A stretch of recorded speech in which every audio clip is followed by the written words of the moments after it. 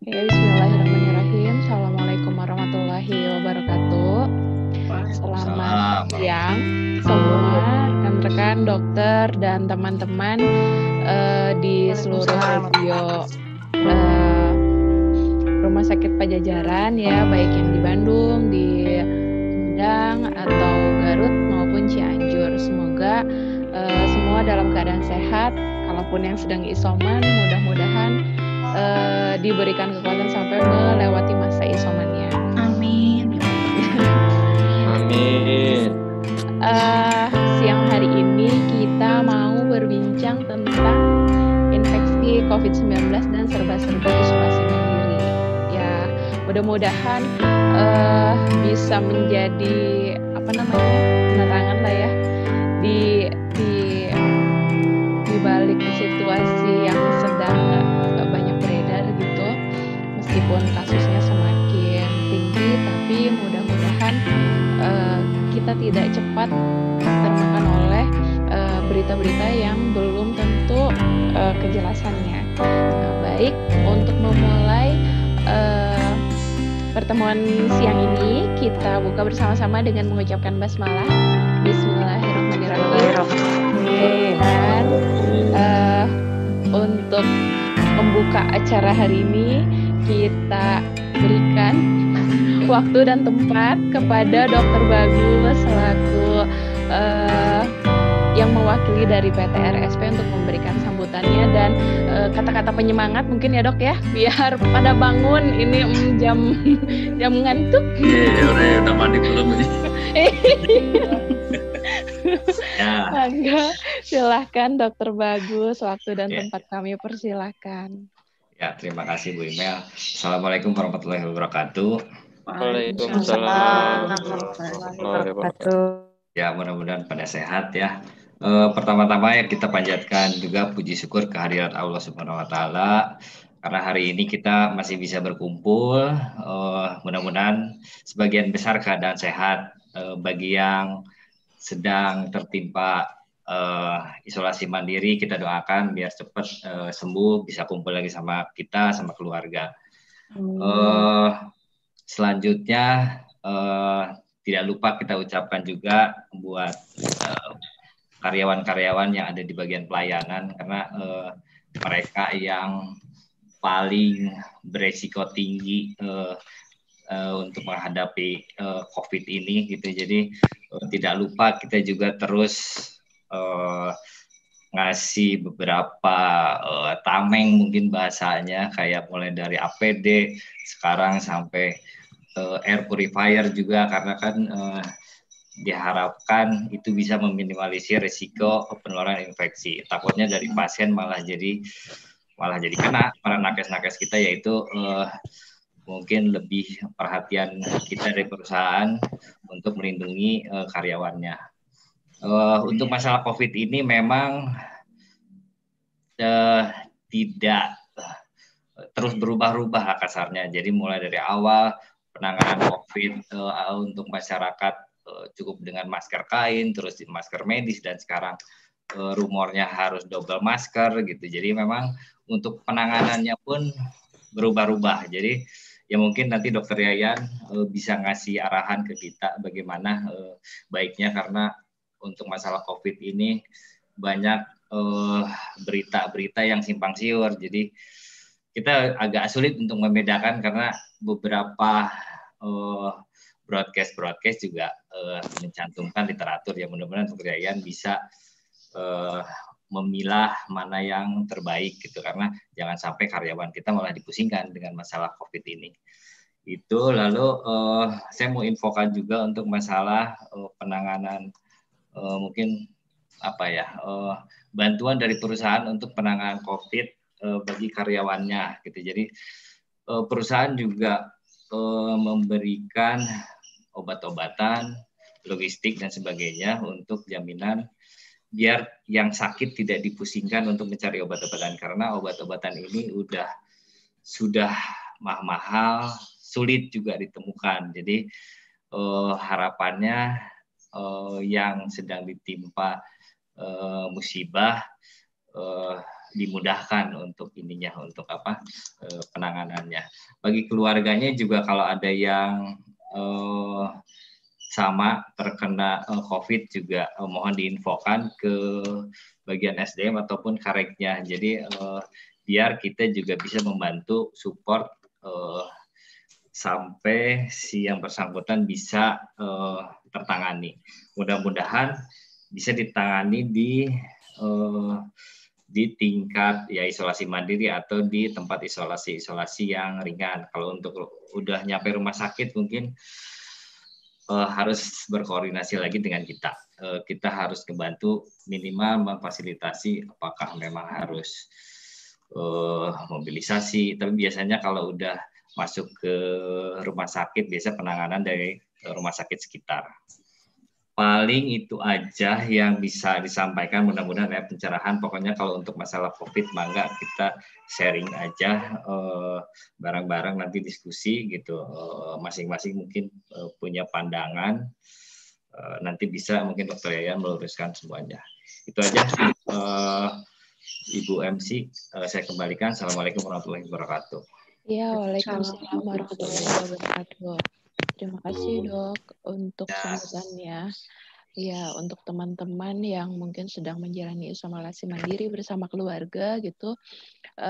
Yang pertama sih kuncinya mungkin jangan stres ya. Nanti pasti akan dipaparkan lebih lanjut lagi oleh Dokter Yayan yang akan memberikan materi tentang serba-serbi COVID ini dan isolasi mandiri. Baik, tanpa berlama-lama lagi. Gimana Dokter Yayan, udah siap Dok? Mangga, bisa dengar suara saya?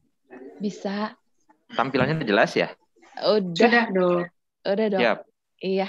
Mangga, waktu dan tempat kami persilakan pada Dokter Yayan untuk memberikan pemaparan materinya. Terima kasih, Bu Imel, GMC. Bismillahirrahmanirrahim. Assalamualaikum warahmatullahi wabarakatuh. Salam sejahtera untuk kita semua. Assalamualaikum warahmatullahi wabarakatuh. Sudah lama ya kita berkumpul lagi secara langsung karena memang keadaannya tidak memungkinkan, tapi atas permintaan Dr. Ipang, Dr. Yudi, hari ini kita berkumpul. Alhamdulillah, mudah-mudahan membawa sedikit manfaat dan memberikan semangat bagi yang sedang isolasi mandiri. Memang informasi mengenai COVID ini banyak beredar ya. Saya yakin teman-teman mungkin sudah sebagian bosan tahu, tapi nanti di sesi diskusinya kita bisa diskusi lebih banyak. Ada hal-hal yang umum yang saya sampaikan, dan kalau ingin membebankan sesuai pada kapasitas dan kewenangannya masing-masing. Jadi nanti ada beberapa hal yang saya rangkum singkat aja ya. Kita mulai ya. Bismillahirrahmanirrahim. COVID-19 itu singkatan dari Coronavirus Disease tahun 2019 ya, semua orang udah tahu. Jadi ini penyakitnya. Penyebabnya apa? Penyebabnya si virus coronavirus. Sebenarnya virus ini bukan virus baru ya. Sudah ditemukan sejak tahun 1920-an. Jadi penyebab ISPA dari zaman dulu itu adalah memang virus influenza, rhinoceros virus, coronavirus. Tapi coronavirus yang muncul tahun 2019 inilah yang memang agak buat keunikan karena dia kemampuan infeksinya yang tinggi dan juga bisa menyebabkan infeksi yang lebih jauh daripada ISPA biasa gitu ya. Nah, ini strukturnya dibilang coronavirus karena dia punya tonjolan-tonjolan itu ya, yang kita bilang sebagai duri. Nah, untuk apa sih duri ini? Duri ini untuk nempel ke sel. Kebanyakan itu adalah sel saluran nafas dan saluran cerna. Di sel saluran nafas dan saluran cerna ada reseptor namanya reseptor ACE. Nah, si reseptor ACE itu nempel dengan si duri ini, jadi si virusnya nanti bisa dimasuk ke sel nafas, sel saluran nafas, dan sel saluran cerna gitu ya. Nah, ini meluruskan juga reseptor ACE ini diupregulasi, artinya kalau kita makan obat jenis ibuprofen, si reseptor ACE ini makin banyak dibuat, diproduksi di permukaan sel nafas dan sel saluran cerna. Otomatis kalau orang yang mengonsumsi ibuprofen, dia resiko untuk terinfeksinya makin tinggi. Jadi sejak pandemi, saya sarankan si ibuprofen ditinggalkan.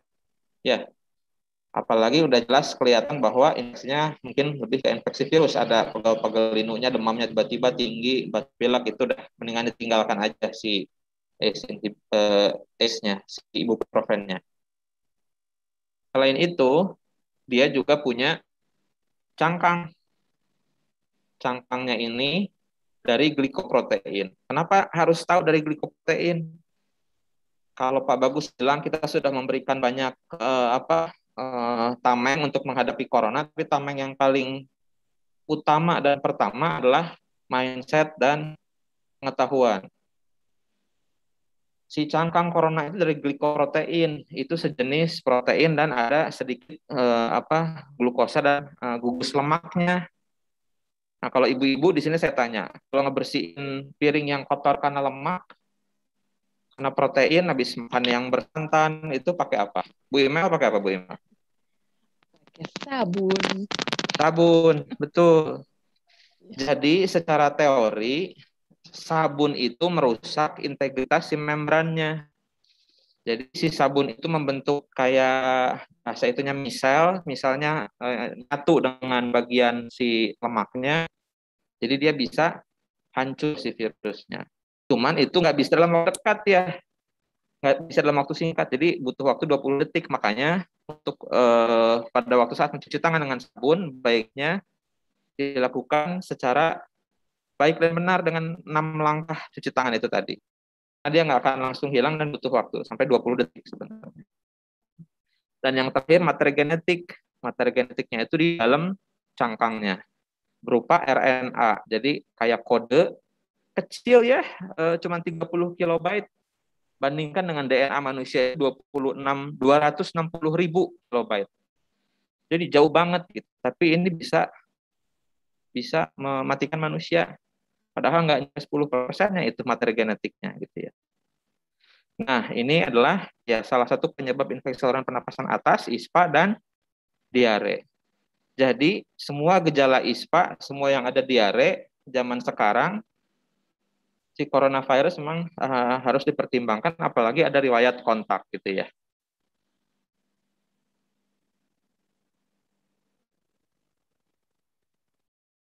Nah, ini cara penularannya semua orang udah pada tahu, bisa melalui kontak langsung, kalau kita bersentuhan tangan, bersalaman, langsung memegang daerah-daerah yang sering dipegang, misalnya gagang pintu, atau hal yang dipakai bersama-sama, droplet kalau dia misalnya deketan, atau kalau misalnya dalam ruangan tertutup banyak dan atau ada tindakan medis, yang paling sederhana misalnya memberikan nebu, si droplet itu bisa berubah menjadi aerosol, jadi airborne.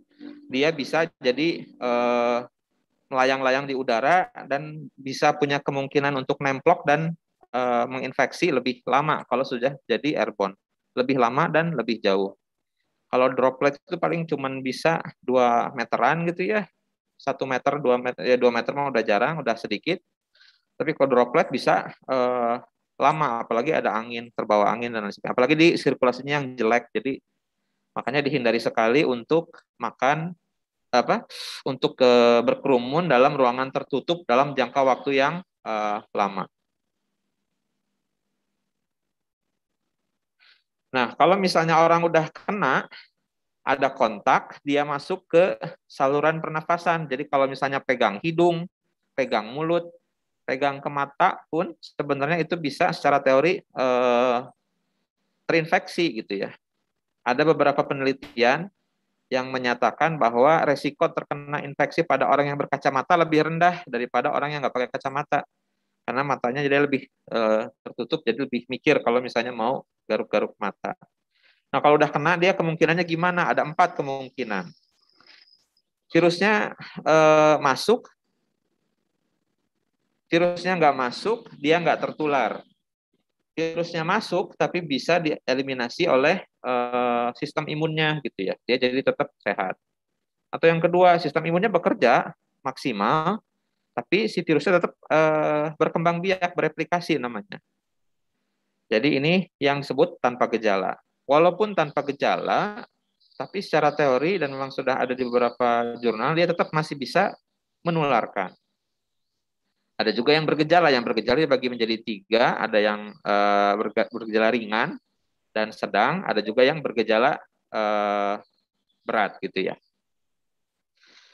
Mungkin kalau misalnya udah ada yang punya pertanyaan, biar itu mungkin ditulis diketik di kolom chat aja ya Bu Email ya, biar nanti ada bahan kita diskusi. Iya, boleh dok. Ya. Nah ini kalau orang bilang mata rantai infeksinya itu sebelah mana sih? Yang disebut mata rantai infeksi itu ini. Jadi ada penderita sumber infeksinya. Di paru-parunya virusnya banyak. Dia batuk, dia bernafas, dia bersin, itu mengeluarkan virusnya. Dia bicara pun dia mengeluarkan virusnya. Nah, yang kedua cara penularannya gimana? Tadi cara penularannya dengan 3 hal tadi. Kontak langsung, droplet, sama aerosol. Dia terbang-terbang di udara. Gerbang masuknya kemana? Gerbang masuknya itu ke saluran nafas ya. Mata juga ada salurannya ke saluran nafas. Jadi gerbang masuknya di saluran nafas. Faktor yang terakhir yang sebenarnya nggak bisa dianggap remeh juga adalah kerentanan seseorang, tergantung kekebalan tubuh seseorang. Untuk dia bisa jadi tetap sehat kalau udah terpapar, atau dia menimbulkan apakah dia tanpa gejala tetap virusnya tetap ada, tetap menularkan, atau dia bergejala gitu ya, baik itu gejala ringan, sedang atau berat. Jadi yang disebut memutus mata rantai infeksi itu dia mengintervensi di 4 tempat ini. Jadi kalau ada penderita yang diduga sakit, kita harus diagnosis cepat-cepat, jangan ditunda, karena ada risiko dia menjadi sumber infeksi dan sumber penularan. Dan dia juga harus cepat-cepat diobati. Kalau sudah ketahuan, misalnya OTG ya harus isolasi. Dirawat pun juga kan memang pasti dirawatnya di ruang isolasi. Yang kedua, cara penularannya tadi, karena dia secara kontak langsung, droplet, dan aerosol. Jadi kita harus menjauhi orang-orang yang sedang sakit. Orang yang sedang sakit juga tahu diri, nggak masuk kerja, jangan memaksakan diri gitu ya, karena kebanyakan suka anggap remeh. Yang ketiga, yang selanjutnya dia menjaga jarak. Kalau beberapa penelitian dulu 1 meter, tapi sekarang diperbesar lagi jadi 2 meter gitu ya. Karena kalau udah 2 meter, mudah-mudahan kalau secara droplet saja, dia nggak terkena ke kita. Penggunaan masker mengurangi resiko, plus kalau bisa diusahakan jangan sampai di ruangan tertutup dan berkerumun selama lebih dari 15 menit. Itu yang cara penularan. Yang di gerbang masuknya, itu kita tutup dengan tadi masker gitu ya. Dan juga memperhatikan tadi masalah ventilasi, durasi ketemuan, dan jarak gitu ya.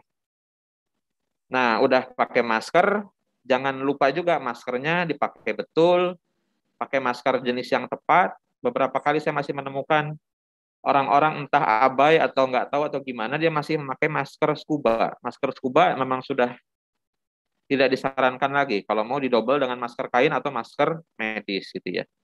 Hindari juga memegang wajah.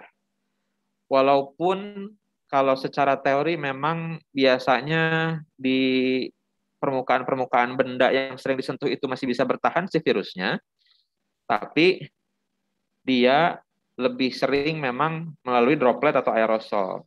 Tapi kalau misalnya kita menggunakan alat tulis bareng, kita masih dalam satu ruangan yang bareng, memegang handle gagang pintu yang sama, jadi diusahakan betul-betul aware ketika akan memegang wajah. Karena kalau memegang wajah dekat, nanti si ukurannya kan memang betul-betul kecil, jadi takutnya terinhalasi dan infeksi. Dan yang terakhir, jaga dan tingkatkan daya tahan tubuh. Kalau disingkat, memutus mata rantai infeksi yang jelas itu adalah, pertama, kita harus memakai masker tadi ya, yang bisa kita lakukan untuk nutupin gerbang masuknya. Yang kedua, menjaga jarak, mencuci tangan. Ada juga banyak turunan dari sini, menghindari kerumunan, mengurangi mobilitas, PHBS untuk menjaga dan tingkatkan daya tahan tubuh, dan termasuk melakukan vaksinasi. Nanti kita bisa diskusi yang lebih intens mengenai topik-topik yang mungkin teman-teman ingin bahas. Yang luar biasa, walaupun ukurannya tadi cuma 30 kilobyte dibandingkan dengan yang manusia, DNA-nya, 1 sel DNA manusia. Jadi kalau ngambil 1 sel dari dari kulit, 1 sel aja itu 260.000 kilobyte, sedangkan virus ini 30 kilobyte. Nah, tapi kok bisa dia merusak gitu ya? Karena si virus ini walaupun kecil, dia punya tujuan hidup yang jelas. Dan dia istiqomah. Dia tidak pernah membutuhkan makan, dia tidak pernah membutuhkan minum, dia hanya butuh satu, mencari sel inang untuk bertahan hidup. Begitu dia ada orang yang terpapar, si virusnya masuk ke dalam saluran nafas atau saluran cerna, ada reseptor ACE2 tadi kelihatan di situ dia, dan reseptor ACE2 ini makin banyak dengan minum ibuprofen. Jadi mulai sekarang saya bilang tinggalkan dulu ibuprofen selama masa pandemi. Karena nanti kalau reseptornya makin banyak di permukaan sel, nanti si COVID-19 SARS-CoV-2 virusnya itu bisa masuk ya, gitu. Nah, si virusnya ini kalau ada si reseptor ini, dia kemungkinan besarnya bisa masuk. Si sel kita itu punya fungsi masing-masing. Sel saluran nafas, dia fungsinya untuk menukar oksigen dan mengeluarkan CO2, menghasilkan lendir gitu ya. Ini kayak satu perusahaan ini, satu sel ini. Dan di dalam sel intinya itu kompartemennya itu kayak ruangan direksinya lah gitu kalau diibaratkan gitu ya. Kalau ada reseptornya, virusnya situ nemplok, si virusnya masuk ke sini. Awalnya dia masuk ke dalam sel, dia nyusup, si cangkangnya ngebuka, si RNA itu kayak apa ya? Materi genetiknya kalau manusia DNA double helix, kalau RNA itu cuman single helix, cuman satu untaian kode genetik dan dia nggak stabil gitu. Jadi dia kayak pelakor dalam tanda petik ya, dia mencari pasangannya. Gimana ceritanya itu si RNA itu masuk ke kompartemen direksi, ke kompartemen nukleus di sini nih. Nah, dia nyusup masuk ke situ ngebajak memo direksi. Yang harusnya si sel memproduksi lendir, dia menukarkan oksigen CO2, pabriknya berubah. Setelah masuk memo dari virus COVID-19 ini, si selnya berubah, jadi dia produksi virus sekarang. Jadi pabrik virus memproduksi berjuta-juta virus sampai dia si selnya hancur lisis. Jadi rusak nanti sel-sel saluran nafas, sel paru-paru, sel saluran cerna itu rusak. Bahkan kalau jumlahnya sangat banyak ya bisa sampai ya tergantung dengan gejalanya bisa sampai gagal nafas atau bisa sampai ya hilang nanti fungsi parunya berkurang, saluran cerna juga kalau diare maka itu mah bisa diperbaiki akan lebih cepat gitu ya. Satu hal yang membuat virus ini menarik karena sama seperti virus-virus lainnya dia bisa mutasi tadi. Setiap dia masukin RNA-nya, si memonya yang direksi itu ditempel ke sana, itu dia berubah. Makanya nanti mutasinya banyak. Sampai sekarang udah banyak. Sebenarnya ada alfa, beta, delta, gamma, iota, banyak sekali. Yang memang jadi sorotan sekarang delta karena memang dia dikhawatirkan di atas 60% pasien yang dirawat di rumah sakit itu variannya varian delta. Jadi varian of interest-nya sekarang varian delta dan dia juga dikhawatirkan mengurangi efektivitas vaksin. Jadi kita tetap harus selama masa pandemi ini kita harus tetap menjalankan protokol kesehatan. Jangan lupa untuk tidak makan bareng dalam satu ruangan kecil gitu ya. Jelas ya? Nah ini tadi inkubasi dan penyakit dan deteksi COVID-19. Kalau kita anggap hari 0 adalah begitu kita ketemu sama virusnya, sama si virusnya kontak dengan kita, berhasil masuk ke dalam satu aja sel nafas kita, dia memproduksi virus yang lebih banyak, dia menginfeksi sel-sel lainnya, dia terus aja efeknya berantai sampai dia buat pabrik virus untuk menginfeksi sel-sel saluran nafas di tubuh kita dan juga menularkan ke orang lain. Itu antigennya biasanya puncak-puncaknya itu pada hari kelima, hari keenam di sini. Tapi sudah bisa mulai deteksi pada hari ketiga. Pada saat ini belum muncul, biasanya muncul gejala rata-rata, walaupun sampai 14 hari masih bisa muncul, tapi rata-rata seminggu ya, hari 5, hari 6 di sini. Nah, ini pada saat muncul gejala itu sudah puncak-puncaknya. 3 hari sebelumnya dia sudah menularkan. Makanya kita harus tetap hati-hati. Pada saat di sini, kalau belum muncul gejala atau baru muncul gejala ringan, memang yang paling baik tetap lakukan PCR. Kalau positif biasanya memang itu sudah hampir pasti ada virus COVID-19. Bila negatif itu harus diulang 2 kali, betul-betul dia hasilnya negatif baru dianggap negatif. Kalau negatif sekali masih tetap disuruh isoman. Rapid test antigen biasanya efektif dan efisien terutama untuk penapisan karena harganya murah, waktunya lebih cepat, nggak usah ke lab gede. Tapi biasanya pada waktu saat yang antigen ini pada saat puncak-puncaknya, terutama pada saat bergejala. Jadi kelemahan si rapid test antigen itu adalah dia tidak bisa mendeteksi orang yang dengan virusnya itu sedikit. Jadi orang tanpa gejala itu masih bisa lolos pakai rapid test antigen, gitu ya. Nah kalau antibody zaman sekarang ini udah nggak pas gitu ya, udah ditinggalkan untuk diagnosis, sudah ditinggalkan dan itu pun harus dipakai diulang-ulang gitu ya. Nah ini tadi karena si rapid antibody si IgM-nya dia baru muncul biasanya dari hari ke-7 ke 8, puncaknya baru minggu kedua. IgG-nya baru muncul minggu kedua, puncaknya baru pas hampir setelah 2 mingguan. Makanya rapid antibody ini nggak dipakai. Nah, setelah ini diharapkan kalau udah ada infeksi alamiah, si sistem imun kita kan diciptakan sempurna, dia punya sel memori gitu. Nah, ini jadi kalau ada infeksi sekunder, dia bisa IgG-nya naik lagi dan mudah-mudahan si infeksinya bisa diatasi lebih cepat.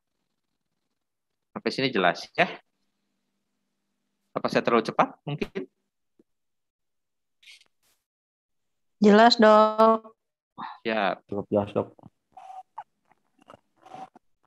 Nah, antigen versus antibody, saya pikir penting karena suka masih banyak yang ketukar. Antigen itu protein, benda asing, masuk ke dalam tubuh dan memicu kekebalan tubuh, respon kekebalan tubuh. Dapat berupa bakteri, virus, atau benda asing. Virus itu sangat kecil ya, jadi nggak bisa dilihat bahkan dengan mikroskop biasa di laboratorium tentu saja. Yang bisa ngelihat virus di Bandung cuma 1 di ITB karena punya mikroskop elektron. Kalau bakteri mah diwarnain, dibuat di laboratorium bisa kelihatan warnanya. Nah kalau antibody itu protein yang dihasilkan tubuh untuk melawan antigen tadi. Dia berikatan sama si antigen tadi. Di gambar ini, nah ini yang merah itu antibody lagi ngeroyokin si bakteri ini.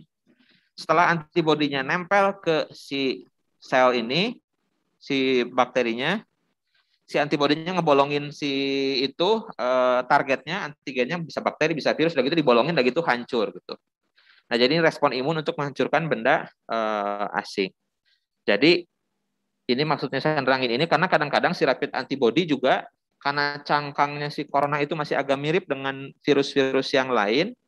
Jadi kadang-kadang antibody yang dibentuk pun mirip dengan itu. Jadi false positifnya kalau dicek rapid antibody positif terus kemudian dia ternyata di PCR negatif, bisa aja positifnya karena kalau di IgM-nya bisa aja karena cross infeksi dari virus yang masih mirip-mirip dengan coronavirus. Nah gejalanya apa ya? Gejalanya awam, makanya semua orang juga sekarang udah tahu ya. Yang paling sering demam. Yang khas untuk virus itu adalah letih dan lesunya, lemas gitu ya, pegel-pegel gitu badannya. Kadang-kadang batuk pilek, sakit tenggorokan, sampai ada yang sesak gitu ya. Dan sekarang ditambah lagi dengan setelah berjalannya waktu, yang paling spesifik, yang paling khas adalah hilang penciuman katanya. Bahkan hilang penciumannya bisa berlangsung lama, berbulan-bulan, karena kerusakannya bukan hanya saja pada sel-sel penghidu untuk mencium, tapi juga bahkan sampai sel syarafnya gitu, mempengaruhi kerja si sel syarafnya. Jadi gejalanya secara umum ya hanya gejala ISPA dan kadang-kadang ada diare. Apakah ada perbedaan gitu varian alfa, delta, beta, gamma, theta, iota, epsilon? Secara umum gejalanya sama seperti ini. Pencegahannya sama. Ada yang lebih berat, yang delta memang kemungkinan katanya bisa menyebabkan sampai masuk rumah sakit. Karena 60% pasien yang dirawat di rumah sakit katanya variannya varian Delta. Kalau secara epidemiologis. Jadi kita tetap harus waspada. Karena apa? Si virus ini istiqomah, dia mutasi gitu ya. Sama kayak virus influenza. Influenza harus divaksin setiap tahun sekali karena setiap dia produksi ada barang yang cacat sebenarnya, nggak sesuai dengan cetakan RNA-nya, tapi si barang cacat ini malah justru lebih baik gitu secara kehidupan. Dia bisa menginfeksi lebih cepat, dia bisa lebih memproduksi lebih banyak virusnya. Jadi itu dipertahankan yang menjadi dominan. Itu ya makanya yang sekarang terjadi dengan varian Delta di coronavirus.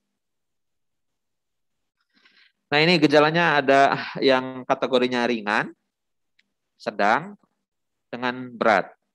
Kalau ringan sih gejalanya hanya ISPA, ya ISPA biasa, batuk, pilek, demam, badannya pegel-pegel, ada sakit tenggorokan, kadang-kadang ada diare, mual muntah juga bisa sedikit gitu ya. Nafasnya masih biasa, nggak ada sesak. Nah, frekuensi nafasnya 12-20 kali per menit. Saturasi kalau dicek pakai pulse oximetri masih di atas 95. Ini kalau kayak gini masuk kategori gejala ringan. Kalau gejalanya sedang, nah yang ringan ini obatnya obat-obat sesuai dengan keluhan, dan yang paling penting untuk memutus mata rantai dia harus isoman tadi ya. Kemudian ada pasien sedang, yang kategori sedang dengan berat, mirip gejalanya. Gejala ISPA ditambah nafasnya sudah terganggu. Jadi kalau sudah ada gangguan nafas, frekuensinya meningkat gitu ya, udah di atas 24 kali per menit, 26, 28, apalagi sampai 30 atau lebih, ditambah saturasinya di bawah 95%, mau dia kelihatan ada nafasnya berat atau gimana, tapi kalau nafasnya udah cepat dengan saturasinya di bawah ini, memang itu harus waspada gitu ya. Gitu. Karena ini kategorinya sedang dengan berat. Nah kalau ini memang harus dirawat di rumah sakit. Ini udah nggak bisa isoman. Nah pentingnya nanti teman-teman yang isoman untuk mengenali ini gitu ya. Kalau sesak mungkin ada beberapa yang subjektif, tapi kalau misalnya udah diminta kalau ke keluarganya atau ke temannya yang lagi isoman bareng, dihitung frekuensi nafasnya, dia lagi tidur apalagi lebih baik, karena lagi tidur biasanya lagi tenang. Kalau nafasnya frekuensinya di atas 24 kali sampai 26 kali, dicek saturasinya di bawah 95, itu agak harus waspada. Ini dirawat di rumah sakit. Nah, untuk obat-obatan COVID-19, nggak ada obat khususnya ya. Obatnya nggak ada. Nggak ada obatnya yang efektif sampai sekarang. Jadi gimana? Kita mengandalkan ya sistem imun kita yang diberi dari Yang Maha Kuasa. Mengandalkan sistem imun tubuh masing-masing dan memberikan obat-obatan berupa suplementasi dan vitamin dan mineral untuk membantu sistem imun. Obat-obatan juga bisa diberikan untuk mengurangi gejala ya. Kalau demam dikasih paracetamol. Itu tadi saya bilang hindari dulu yang ada ibuprofennya mendingan dihindari dulu betul-betul zaman sekarang. Batuk, pilek, sesak nafas dan lain-lain. Antivirus digunakan untuk menghambat produksi virus dan penyebarannya. Jadi si favipiravir sama oseltamivir itu dia kerjanya yang satu dia ngeganggu produksi virusnya, biar dia virusnya nggak diproduksi banyak-banyak di sel tubuh kita yang sudah terinfeksi, atau kalau dia sudah terbentuk di sel-sel tubuh kita, dia nggak dikeluarkan gitu ya dari sel tubuh kita. Jadi dia sebenarnya memang untuk menghambat produksi virus dalam sel yang sudah terinfeksi, tapi bukan untuk mencegah infeksi. Gitu. Si antibiotik, kenapa sakitnya virus dikasih antibiotik? Karena biasanya infeksi virus ini nanti pada akhirnya nggak sendiri gitu, karena keadaan sistem imun dan lain sebagainya. Ada kuman juga yang memang sudah ada di saluran nafas kita, dalam paru-paru kita. Dia mencari kesempatan, begitu daya tahan tubuh kita lemah, dia menyerang. Makanya antibiotik juga diberikan untuk melawan infeksi bakteri yang sekunder, yang ikutan waktu saat ada infeksi COVID. Kedua, obat ini, antivirus dan antibiotik, memang diberikan sesuai dengan pertimbangan medis dan harus atas indikasi medis gitu ya. Karena kalau enggak, khawatirnya, terutama yang antibiotik, kalau antivirus itu sebenarnya nggak masalah ya, kalau udah jelas misalnya dia COVID positif, ya dikasih aja, nggak masalah. Tapi kalau terutama yang antibiotik, yang dipertimbangkan nanti adalah resistensi obat gitu ya. Apalagi yang dipakai sekarang azitromisin gitu ya, obatnya yang agak lumayan. Orang-orang WHO dan beberapa dokter memang agak cenderung kalau nggak ada infeksi bakteri sekunder memang nggak usah dikasih aja dulu antibiotiknya gitu. Makanya saya juga sebenarnya mikir-mikir kalau ngasih antibiotik apalagi sekelas azitromisin. Obat-obatan lain diberikan sesuai atas indikasi medis gitu ya.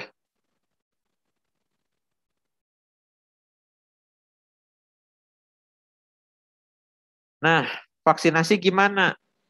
Vaksinasi itu kalau dalam mata rantai infeksi dia masuk ke poin 4. Biar badan kita agak lebih fit dan dia menimbulkan kekebalan buatan seolah-olah telah mengalami COVID-19. Jadi kalau yang alami hari ke-0 kita lewat kontak dengan atau mulai infeksi, kalau vaksinasi mudah-mudahan kita dikasih vaksin si ini bisa terbentuk kurang lebih seperti alaminya, walaupun enggak secara alami betul ya. Karena di vaksin itu, yang Sinovac itu vaksin mati. Jadi dia inactivated vaksin mati ya, dibunuh vaksinnya gitu. Kalau yang hidup dia masih agak punya kemampuan, virusnya masih hidup, cuman kayaknya agak susah.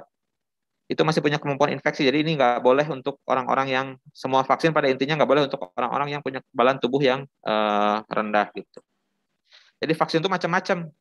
Yang paling umum Sinovac itu yang inactivated. Jadi si virusnya diambil, diisolasi banyak-banyak, udah gitu dibunuh gitu. Ada lagi yang canggih pakai viral vector, dia pakai cangkang virus yang lain. Itu yang Moderna atau yang Pfizer gitu ya kalau nggak salah, lupa. Jadi dia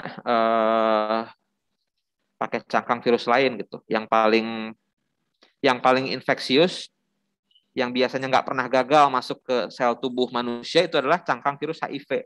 Ya iyalah cangkang virus HIV gitu ya, pasti dia menginfeksi gitu. Tapi resikonya juga agak lebih tinggi sama dengan yang pakai RNA. Nah, kadang-kadang orang-orang suka masih ragu ya untuk vaksinasi. Kenapa Wong nggak melindungi infeksi? Ya betul, tidak menimbulkan kekebalan 100% gitu ya. Beda dengan jenis-jenis penyakit yang kalau misalnya kalau udah dapat cacar air, udah seumur hidup dia nggak akan dapat lagi.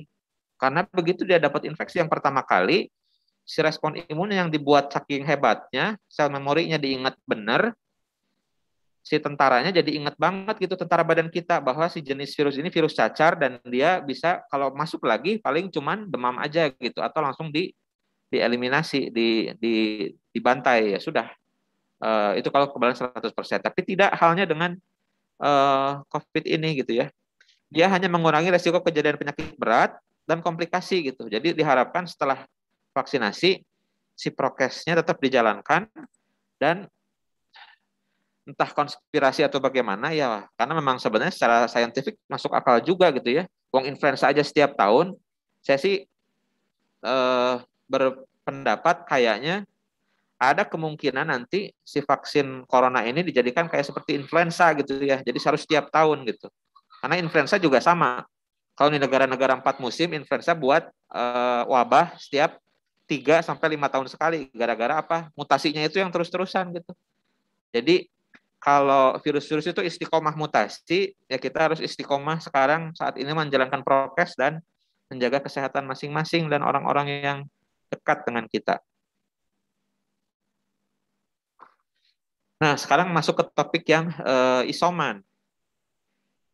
Pertanyaannya, siapa yang perlu diisolasi? Yang perlu diisolasi ada 2 kategori. Pertama, tujuannya tadi ya yang pertama, untuk memutus mata rantai infeksi atau penularan. Kalau sudah menular mah ya, kalau sudah terinfeksi, dia pasti, apalagi ada gejala, dia pasti menularkan. Karena si sel-sel bermiliar-miliar sel dalam saluran pernapasan dan saluran cernanya, itu bisa memproduksi berjutaan-jutaan virus, dan itu dikeluarkan bahkan saat kita bernafas atau bicara sekalipun. Jadi tujuannya untuk memutus mata rantai infeksi atau penularan. Yang pertama, pasien yang perlu isoman itu adalah pasien COVID-19, baik yang tidak bergejala dan dengan gejala ringan. Jadi yang nggak ada sesak nafas. 2 pasien ini. Yang kedua, untuk orang yang kontak erat. Kontak erat dengan pasien COVID-19 atau dia yang baik yang bergejala ataupun yang tidak bergejala. Kalau dia sudah confirm, dia positif. Nah, pertanyaannya, kapan dibilang positif? Pertama jelas, kalau PCR-nya positif, mau dia ada gejala atau enggak, kalau PCR positif karena itu golden standard, dan PCR itu sensitif sekali ya. Jadi kalau ada pun virusnya sedikit pun atau komponennya masih ada, itu dia diperbanyak, jadi bisa kedeteksi gitu. Makanya kalau PCR positif, itu hampir bisa dipastikan positif. Mau dia bergejala atau tidak, itu disebutnya pasien COVID-19 konfirmasi positif. Hasil rapid antigen positif, kalau dia dengan gejala atau ada riwayat kontak erat atau bagian klaster COVID-19. Kalau antigennya positif tapi dia nggak ada gejala, biasanya itu harus dikonfirmasi tetap dengan PCR. Gitu. Kalau negatif pun tetap bukan berarti negatif tadi ya, karena si rapid antigen itu dia ngambilnya itu pada saat mulai si antigennya terbentuk, si RNA virusnya ada di kurang lebih hari ketiga sampai minggu pertama sakit gitu. Hari ketiga kontak sampai hari ketujuh kontak dari hari ke-0 kalau misalnya pertama kontak dengan pasien yang COVID-19 positif. Nah, untuk tahu kontak erat gimana?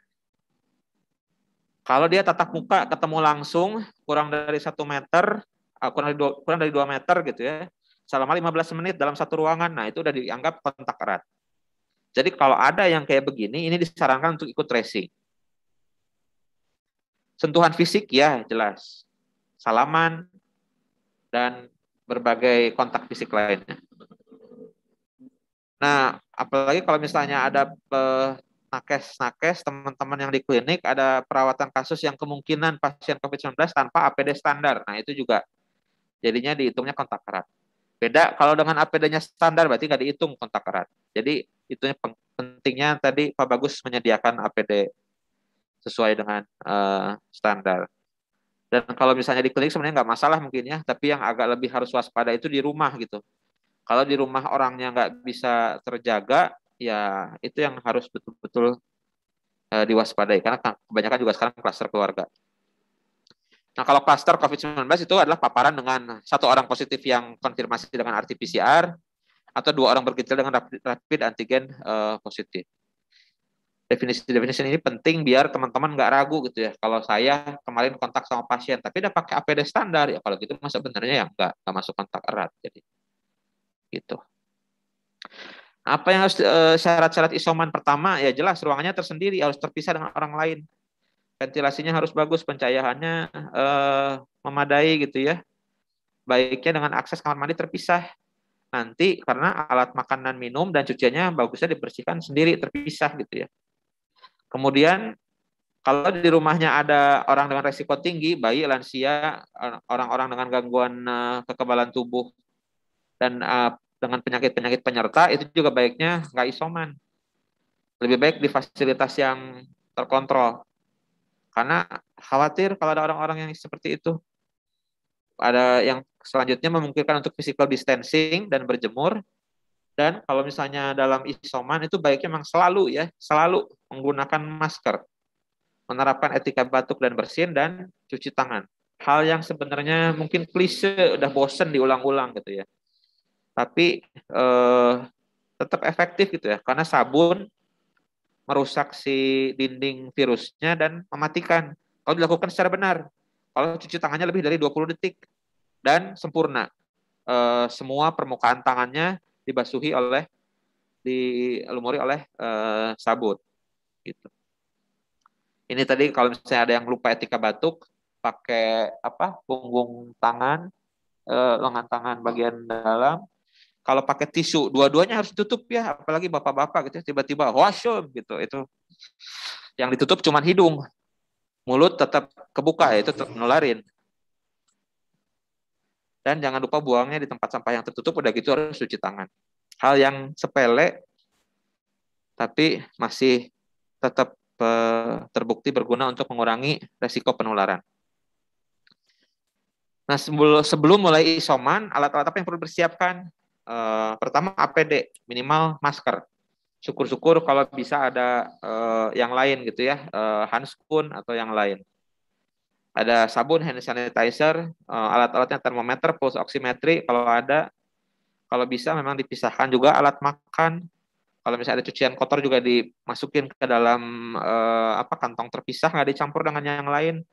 Alat komunikasi, alat-alat pribadi, karena itu tadi ini berkenaan dengan sistem imun, jadi harus dijaga keadaannya tetap kondusif ya, tetap happy gitu.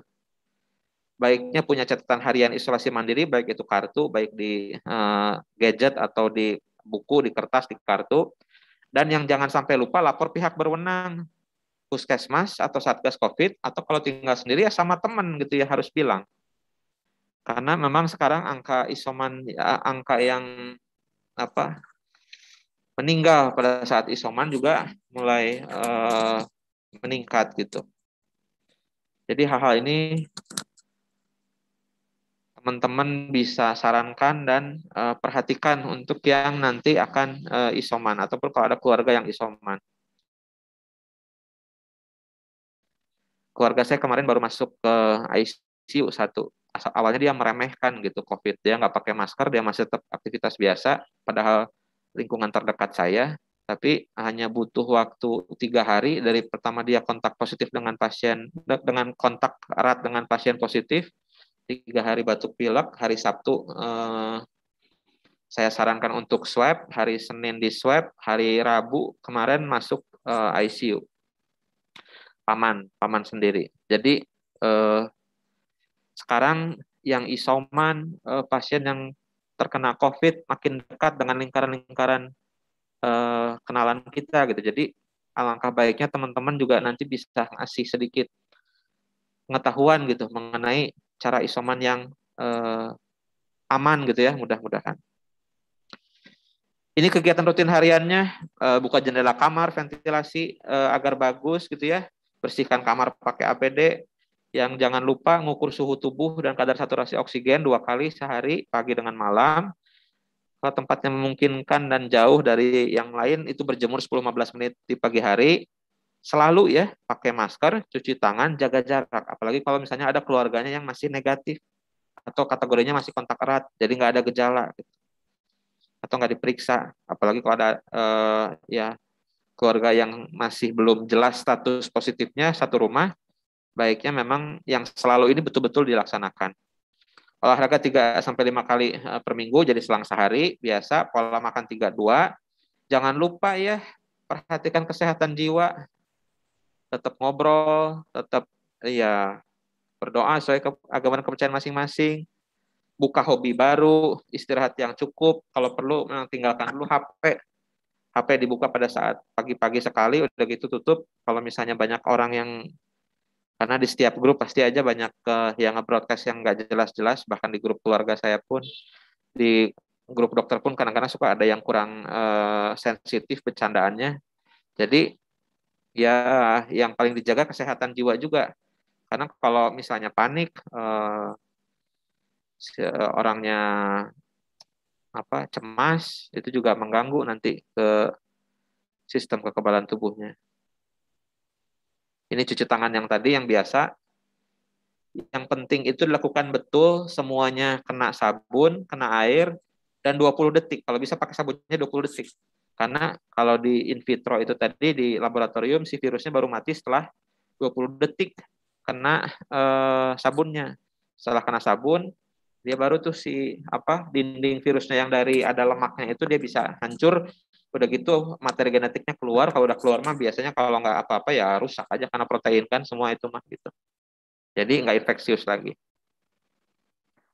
Nah, keluarga yang serumah harus gimana? Dia harus periksa ke dokter. Harus lapor ke yang berwenang. Dan harus selalu menjaga jarak lebih dari 2 meter kalau memungkinkan. Pakai masker, cuci tangan dan pakai hand sanitizer yang sering. Betul-betul sadar gitu ya kalau mau pegang mata, hidung, wajah, tangannya udah dicuci belum? Terus membersihkan area bersama yang sering disentuh pasien. Kalau misalnya di rumahnya hanya ada satu kamar mandi bersama yang digunakan pasien yang isoman dan sedangkan masih ada keluarga yang belum dinyatakan positif, memang baiknya itu diperhatikan ekstra gitu. Misalnya gagang pintu kamar mandi gitu, atau dudukan toilet, gayung, kayak gitu-gitu harus ekstra. Dan juga yang paling penting ya, terlepas dari memang sudah takdir atau memang dia pandangannya dulu meremehkan atau gimana, jangan kasihan gitu ya. Paman saya itu bibi sama anak-anaknya itu cukup strict gitu, tapi paman saya itu dia nggak agak kurang percaya gitulah, meremehkan bahkan cenderung. Jadi begitu terkena, justru anak-anaknya itu walaupun sekarang masuk ICU, anak-anaknya masih agak marah gitu ya. Padahal kasihan gitu, nggak ada keluarga lain yang, ya udah jelas kan kalau saya bantuin nanti saya malah jadi disebut kontak. Jadi ya kasihan jadinya. Jadi harus diberikan dukungan moral gitu, memastikan keadaannya seperti apa. Kalau perlu emang obatnya juga dipastikan gitu. Obat-obatan tadi, obat-obatan pribadi, kalau misalnya punya hipertensi, gula itu tetap dimakan, vitamin dan mineral dan suplemen. Ini sebenarnya ya tujuannya itu kan tadi ya, hanya untuk membantu sistem imun gitu. Jadi vitamin C dosis tinggi, boleh 500, yang tablet hisap biasa, yang VC, apalah yang kayak gitulah, Sonsi gitu 500 bisa 1-3 kali sehari, atau yang CDR yang 1000 mg atau UC atau apa per hari. Udah gitu ada yang vitamin D-nya, ada beberapa merek obat yang ada vitamin D-nya, makanya juga berjemur juga tujuannya untuk mengaktifkan provitamin D di kulit, dari provitamin D menjadi vitamin D gitu, karena itu bagus untuk penyembuhan dan membantu bahan baku yang dibutuhkan oleh sistem kekebalan tubuh kita. Ada multivitamin lain gitu yang mengandung vitamin, ada yang bilang vitamin E, ada yang mengandung zinc, nggak masalah. Obat-obatan herbal itu sebenarnya masih ya disarankan atau nggak disarankan karena bisa ada interaksi, tapi kalau obat herbalnya terstandar sih hanya sekali-kali boleh gitulah. Obat-obatan yang lain sesuai keluhan gitu ya, obat demam, batuk pilek dan lain-lain. Nah, kalau antivirus dan antibiotik itu diberikan atas anjuran dan resep dokter, terutama antibiotik ya. Kalau teman-teman bisa dapat antivirus ya syukur alhamdulillah boleh dimakan, tapi itu juga biasanya harus dipilih favipiravir atau oseltamivir, dilihat klinisnya seperti apa gitu. Tapi kalau antibiotik,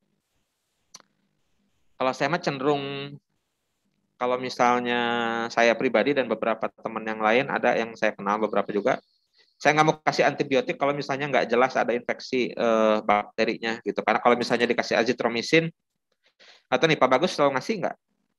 Kalau saya sih masih lihat-lihat ya. Kalau misalnya dia demamnya masih 3 hari masih ada demam, mungkin saya kasih, tapi nggak saya kasih di hari pertama biasanya, karena resikonya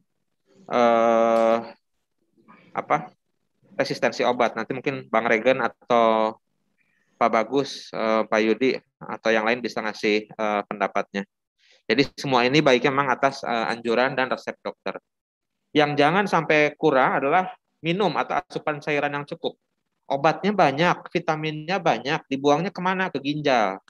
Belum kalau dia punya masalah di ginjal, ada hipertensi, ada gula, biasanya udah ada sedikit banyak gangguan ginjal. Jadi ginjal bekerja pasti lebih berat kalau makan obat-obatan sebanyak ini. Jadi untuk ngebuangnya dipastikan minumnya cukup.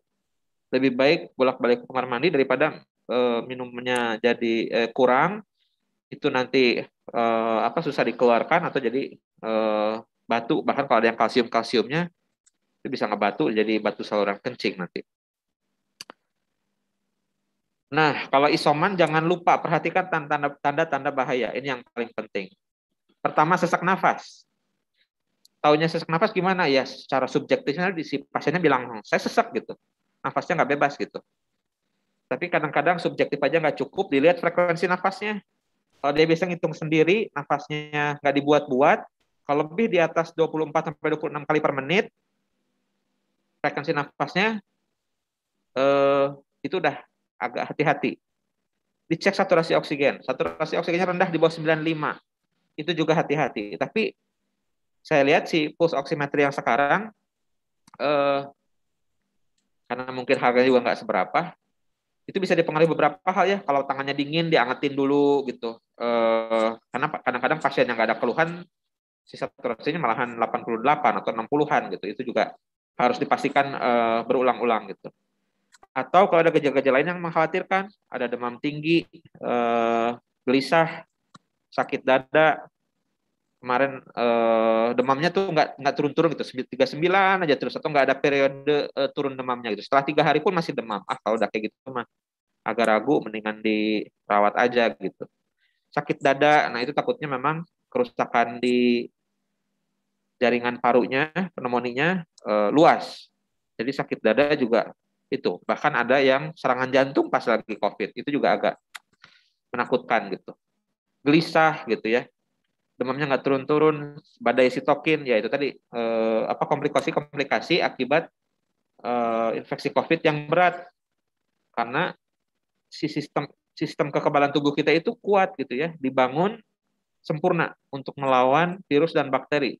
Tapi memang butuh latihan kadang-kadang. Kalau virusnya baru, atau virusnya ganas, atau kumannya ganas, si sistem senjata canggih yang kita punya dari Yang Maha Kuasa itu kadang-kadang main hantam-hantam aja. Itu yang terjadi dengan badai sitokin. Jadi si sistem imunnya ngeluarin semua memo untuk menyerang, dan bahkan si sel-sel untuk tentara badan kita jadinya karena nerima memonya dari atasannya semua untuk menyerang, ya diserang apapun yang bisa gitu. Jadi bahkan sampai paru-paru, jantung, ginjal, jadi multi organ failure karena kesalahan siapa? Si virusnya mungkin udah mulai teratasi, tapi karena memonya masih berkeliaran, memo untuk serang, ya jadinya ya badai sitokin, gagal banyak gagal fungsi organ gitu. Berapa lama sih isoman? Kalau tanpa gejala 10 hari sejak pengambilan sampel swab. Kalau gejalanya ringan 10 hari plus 3 hari bebas gejala apapun. Jadi kalau misalnya udah lebih dari 10 hari tapi masih ada batuk, saya bilang tunggu aja dulu batuknya sembuh dulu. Saudara saya ada yang kayak gitu, isomannya udah lebih dari 2 minggu malahan. Tapi masih ada batuk, dia nanya, dicek aja nggak PCR-nya sekarang? Udahlah, jangan dulu lah, sembuhin aja dulu. Walaupun kemungkinan ya udah turun sih, batuknya bisa karena banyak hal ya, batuk karena alergi, batuk karena penyakit lain, atau batuk karena mahnya yang kalau misalnya ada mahnya kambuh, asam lambungnya naik gitu. Kalau yang kontak erat 14 hari gitu ya. Saya pikir intinya mah itu ya. Mangga mungkin ke Bu Email, kita diskusi atau ngobrol-ngobrol lagi. Iya, baik. Terima kasih dok untuk pemaparan materinya yang sangat lengkap ya menurut saya, bahkan mengingatkan waktu saya belajar lagi dulu tentang perjalanan penyakit gitu. Baik, untuk menghemat waktu. Nih, kabar gembira dulu ya untuk penanya yang terbaik, sekalian PR buat dokter Yayan. Ini udah ada beberapa pertanyaan nih dok dari teman-teman ya. Ya. Nanti dokter bisa pilih 3 pertanyaan terbaik, nanti dapat hadiah. Hadiah voucher ya. Nah, gitu ya. Oke. Ini ada pertanyaan dari Ibu Cucu. Yang pertama ada 2 pertanyaan. Itu Bapak Cucu kayaknya deh. Salah, maaf, Pak Cucu. Karena tidak jelas gender, maaf ya Bapak. Yang pertama, dok, yang paling riskan untuk penularan virus itu lewat bagian apa? Kemudian yang kedua, makanan apa sih yang sekiranya tidak boleh dikonsumsi untuk orang yang sedang terkena virus COVID-19 ini, atau yang dihindari mungkin ya dok ya? Nah, ini mau langsung dijawab dulu apa? Jawab aja kali ya, biar nggak lupa. Per orang ya dok ya? Ya. Cara penularan yang paling riskan sebenarnya itu tergantung ya, banyak faktor. Nggak ada yang dibilang paling menular lewat mana, kecuali memang jelas-jelas nggak pakai masker, batuk di depan wajah, itu jelas menular itu ya, karena banyak jutaan virus mungkin keluar lewat dropletnya, lewat jigong-jigong yang termuncrat halus waktu bersin atau batuk itu. Karena ada juga temen yang dia ketat banget protokolnya gitu ya. Bahkan katanya dia sampai bilang gitu, saya mau duduk aja disemprotin dulu itu karena takut nular ke pantat. Takutnya ada di pantat ada, terus dipegang sama garuk-garuk ke pantat, terus pegang ke hidung. Tapi dia tetap kena gitu. Jadi kalau penularan yang paling riskan tergantung orangnya gimana, sebagaimana ketat dia menjalankan protokol kesehatan dan menjaga untuk memutus mata rantai tadi gitu ya. Karena kan menularnya lewat 3 hal tadi, kontak langsung gitu ya. Kalau masih salaman waktu di musola atau di masjid, waktu masih di masjid, masih beresiko itu kalau kayak gitu. Apalagi udah salaman nggak langsung cuci tangan. Terus udah gitu, kalau misalnya ternyata maskernya masih dilepas-lepas, pakainya nggak bener, itu juga masih bisa riskan. Atau kayak tadi gitu ya. Ada saya pernah cerita ada yang masih hari gini masih pakai masker scuba, ya itu juga masih bisa. Atau tadi pakai masker, dia ngobrol lama, maskernya nggak benar di ruangan tertutup lebih dari 15 menit gak jaga jarak, itu juga resiko. Jadi kalau ditanya yang mana yang paling riskan, tergantung orangnya lengahnya di mana gitu. Nggak ada yang dibilang yang paling menular lewat mana gitu. Semuanya bisa menularkan. Makanan yang nggak boleh, ya paling kalau misalnya ternyata dia ada keluhan batuk atau keluhan apa namanya sakit tenggorokan, ya hindari saja makanan-makanan yang makanan-makanan yang merangsang gitu ya. Kalau batuk ya hindari terlalu makanan yang terlalu manis, yang terlalu berminyak, terlalu pedas. Karena kadang-kadang juga batuknya bisa disebabkan dari asam lambung yang naik ke atas. Atau kalau sakit tenggorokan juga ya sama gitu. Jadi kalau makanan khusus mah itu juga sebenarnya tergantung keluhan dan gejala. Secara umum mah nggak ada pantangan sih. Yang penting kan makanannya, ya saya mah suka bilang ke saudara saya begitu isoman udah pesan aja makanan-makanan enak gitu. Ada yang dirawat juga kan suruh pesan nasi padang lah, pesan apa terserah aja itu mah nggak masalah. Yang penting ya bisa tahu kondisinya gitu ya. Karena kalau misalnya dia ternyata punya hipertensi ya berarti kan kalau hipertensinya lagi tinggi-tingginya jangan terlalu makan yang gurih-gurih juga gitu kan. Kadar garamnya harus rendah.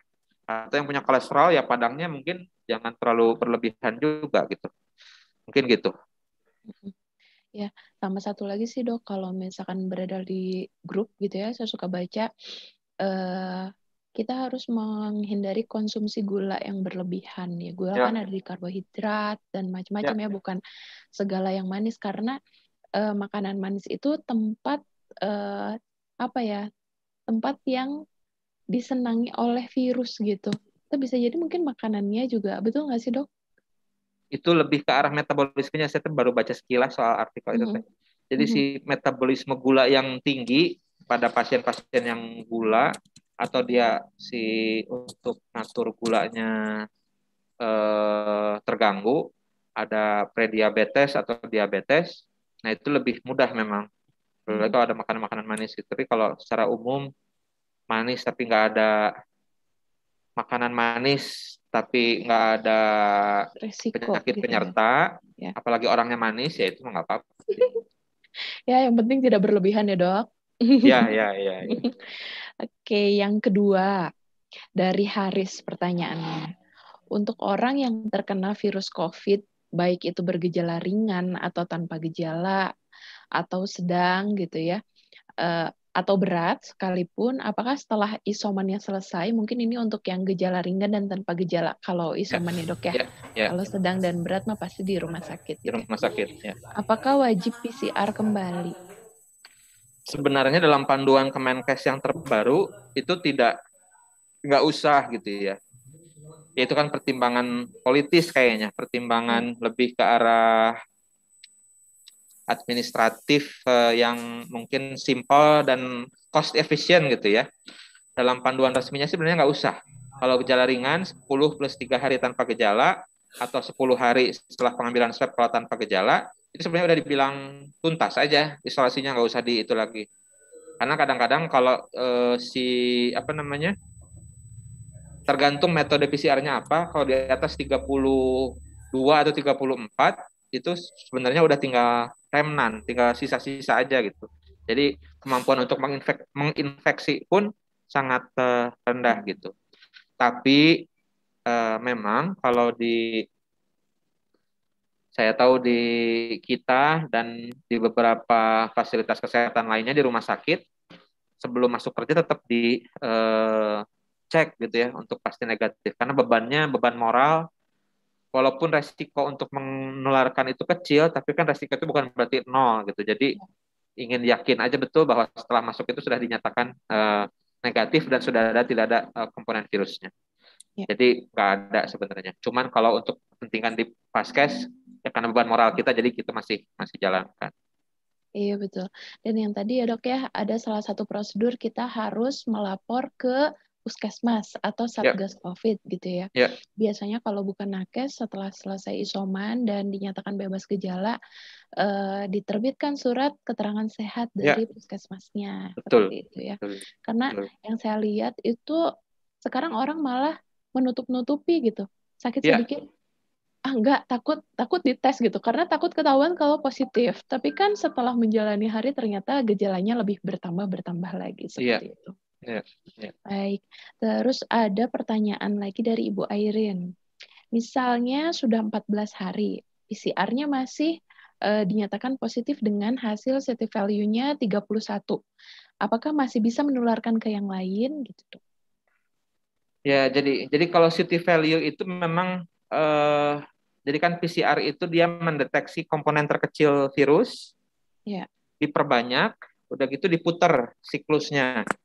Jadi kalau dia udah diputar siklusnya 9 kali, berarti baru diputar 9 kali udah positif, berarti dia tinggi CT value-nya, walaupun angkanya 9 sebenarnya. Kalau 30 di atas 32 ke atas, tapi tergantung itunya reagennya juga. Itu berarti CT value-nya udah rendah karena diputar 32 kali baru kedeteksi si virusnya. Artinya begitu CT value itu. Nah, kalau misalnya angkanya 31 sebenarnya ya itu tadi ya. Kalau misalnya CT value nggak bisa dijadikan patokan bahwa dia masih menular atau enggak. Ada yang baru pertama kali diagnosis sudah 32, tapi ada gejalanya juga. Jadi ya itu nggak bisa dibilang masih menular atau udah nggak menular berdasarkan CT value. Biasanya kalau udah tergantung si reagennya, ada yang di atas 32, ada yang di atas 34. Saudara saya kemarin ada yang dapat begitu di cek yang pertama 36,7, padahal negatifnya 37 gitu. Berarti itu kan sebenarnya udah tinggal sisa-sisa gitu ya. Cuma tetap suruh isolasi dan sebelum masuk kerja pun dia tetap cek lagi gitu. Dan waktu ditanya sama saya kapan terakhir sakit, itu 3 minggu yang lalu. Jadi kemungkinan kalau dugaan saya 3 minggu yang lalu yang demam dan batuk pilek itu yang corona. Begitu pas dicek karena dia kontak sama orang yang positif, itu malahan 36, sekian dan udah nggak ada gejala gitu. Jadi ya kemungkinan mah udah lama. Kalau di atas 35 kemungkinan besar ya. Jadi kalau di jurnal bahasanya di atas 30 berapa, tapi tergantung, saya nggak lihat juga reagennya apa, PCR-nya jenis apa, karena kan beda-beda ya. Ada yang ngedeteksi jenis gennya yang itu, ada yang ngedeteksi durinya, ada yang ngedeteksi cangkangnya, ada yang ngedeteksi dalamnya, RNA-nya gitu ya. Nah itu kalau di atas 34-an gitu, itu kemungkinan sih udah nggak menular. Tapi bukan berarti tidak bisa menularkan. Bahasa kita, resiko untuk menularkannya sangat kecil. Tapi bukan berarti 0% kan, kalau kayaknya ngomongnya kayak gitu. Jadi tetap aja waspada. Baik. Terus pertanyaan selanjutnya ada dari Ana. Untuk antibiotik yang digunakan, apakah harus menggunakannya azitromisin atau ada opsi yang lain selain azitromisin? Gini, jadi penggunaan antibiotik pada infeksi virus itu karena maksudnya untuk mengatasi infeksi sekunder. Jadi infeksi ikutan gitu ya. Lagi diinfeksi COVID, terus daya tahan tubuhnya lagi sibuk nyerang virus, ada si bakteri yang komensal, bahasanya bakteri yang oportunis di dalam saluran nafas kita, dia tiba-tiba populasinya nambah dan nyerang badan kita. Secara teori, secara empiris kan harusnya dicari ya bakterinya bakteri jenis apa. Dikasih memang antibiotik broad spectrum dulu gitu. Nah, memang azitromisin mah itu mah konsensus gitu ya. Tapi kalau saya sih sebenarnya saya nggak akan kasih antibiotik dulu kalau pasien teman-teman saya yang konsultasi ke saya bilang nggak usah dulu makan antibiotik. Walaupun dia udah punya azitromisin, saya bilang kamu udah berapa hari sekarang? 3 hari. Demam nggak? Udah enggak. Ya udah nggak usah dimakan dulu gitu. Jadi sebenarnya lebih ke arah baiknya kan kalau di rumah sakit pun biasanya diambil dulu kultur dan sampel. Udah gitu nanti dicari antibiotik apa yang sensitifnya. Jadi kalau selama ini yang di broadcast banyak memang azitromisin karena konsensusnya azitromisin. Tapi itu juga teman saya yang di teman-teman ada beberapa teman yang di NGO dan di WHO bilang katanya saya malah jadi lebih khawatir nanti setelah COVID nanti banyak muncul infeksi pneumonia atau paru infeksi karena bakteri nanti malah resisten sama azitromisin. Jadi tetap harus dipertimbangkan untung ruginya. Dan kalau misalnya teman-teman udah punya azitromisin atau gimana, mendingan konsul dulu aja gitu. Kalau mau dikasih atas pertimbangan dokter baiknya gitu. Nggak tahu, Pak Bagus, Bang Regan ada yang mau ditambahin nggak? Mungkin kalau ini kan topiknya yang agak menarik ya. Iya, karena ini ya pakai Kalau kacamata. kemarin sih kita kayaknya antibiotiknya kayaknya mau dikeluarin dulu dari protap di kita karena sembari azitromisinnya juga udah mulai langka ya, susah ditemukan. Juga memang ada edaran terbaru dari PAPDI itu kan, yang mana disebutkan bahwa antibiotik itu diberikan pada kasus-kasus berat. Ya. Jadi untuk yang gejala ringan, yang isoman di rumah sendiri kayaknya enggak. Ya. Tapi akan diskusikan dulu di grup kayaknya. Ya. Tapi kemungkinan akan tidak diberikan dulu untuk antibiotik. Siap. Ya. Jadi betul-betul atas pertimbangan klinis ya. Jadi baiknya nggak makan antibiotik macam obat yang lainnya gitu ya. Walaupun karena yang ditakutkan itu resistensi sih. Ya, betul. Sepaham kita. Iya. Baik, Dok. Wah, pengadaan Pak Bagus jadi kurang dong kalau gitu. Iya, karena kemarin kan kita bikin protap yang itu kan berdasarkan panduan yang lama ya. Kalau sekarang kalau misalnya udah ada panduan yang baru ya berarti kita harus menyesuaikan lagi gitu. Oke. Soalnya sekarang mungkin banyak masyarakat juga yang panik buying ya, bukan cuma sembako tapi sampai ke obat-obatan juga. Jadi banyak ke yang oksigen bahkan. Iya, oksigen juga. Kalau obat-obatan kan jelas ya dok, antibiotik dan antivirus itu harus ada resepnya. Ini kan yang baru dinyatakan, belum ke dokter udah langsung beli obatnya sendiri. Bahkan cari-cari ivermectin gitu kan. itu COVID itu bukan cacing. masih diuji klinis ini udah mau pakai sendiri aja. Padahal efek samping dari obat-obat yang digunakan juga kan ini udah masuk golongan yang keras lah ya dok ya, generasi terbaru. Itu nggak ada yang tanyain tentang IVM. Kalau Trian mau bahas itu kayaknya menarik itu. Bang Regen tahu nggak, saudara saya kerja di Santosa ya, dia orang penyintas COVID ya. Terus tiba-tiba tadi nge-WhatsApp saya, ini saya disuruh makan ini hidrokloroquinon dong, disuruh makan kina. Saya bilang, kamu udah nggak ada keluhan kan, udah nggak usah dimakan. Memang banyak sekali obat-obat, koktail obat ya. Zaman dulu juga waktu zaman Menkes masih Dokter Terawan kan, Unair kan buat koktail obat kan Bang, kalau ingat nggak ya? Campuran obat yang uji coba secara in vitro di laboratorium, artinya ada sel bohong-bohongan di dalam cawan Petri di laboratorium, dikasih COVID, dikasih obatnya, ditetesin gitu ya. Terus udah gitu menghambat pekerjaan virusnya. Ya itu kan in vitro, beda. Jadi si hidrokloroquine, si ivermectin, kecuali dexamethasone. Memang dexamethasone udah ada evidence-nya dari WHO juga udah diakui untuk disarankan untuk kasus-kasus yang berat ya. Dexamethasone juga nggak boleh untuk yang pasien yang sembarangan juga. Nah kalau obat-obat yang lain masih dalam clinical trial. Saya lihat yang itu sekilas tadi itu juga masih dalam clinical trial setting gitu. Jadi karena memang nggak terlalu, ya mungkin harus pintar memilah informasi ya teman-teman gitu. Jadi nggak ada obat sakti, nggak ada makanan nanti dewa. Kejadian yang Dr. Lois itu bilang. Iya. Pada akhirnya interaksi obat. Obat. segala dimakan. Jadi Betul. kadang-kadang logika itu harus tetap dikedepankan gitu. Jadi kalau saya ngomong ya apa ya yang punya ilmunya kan klinisi gitu ya.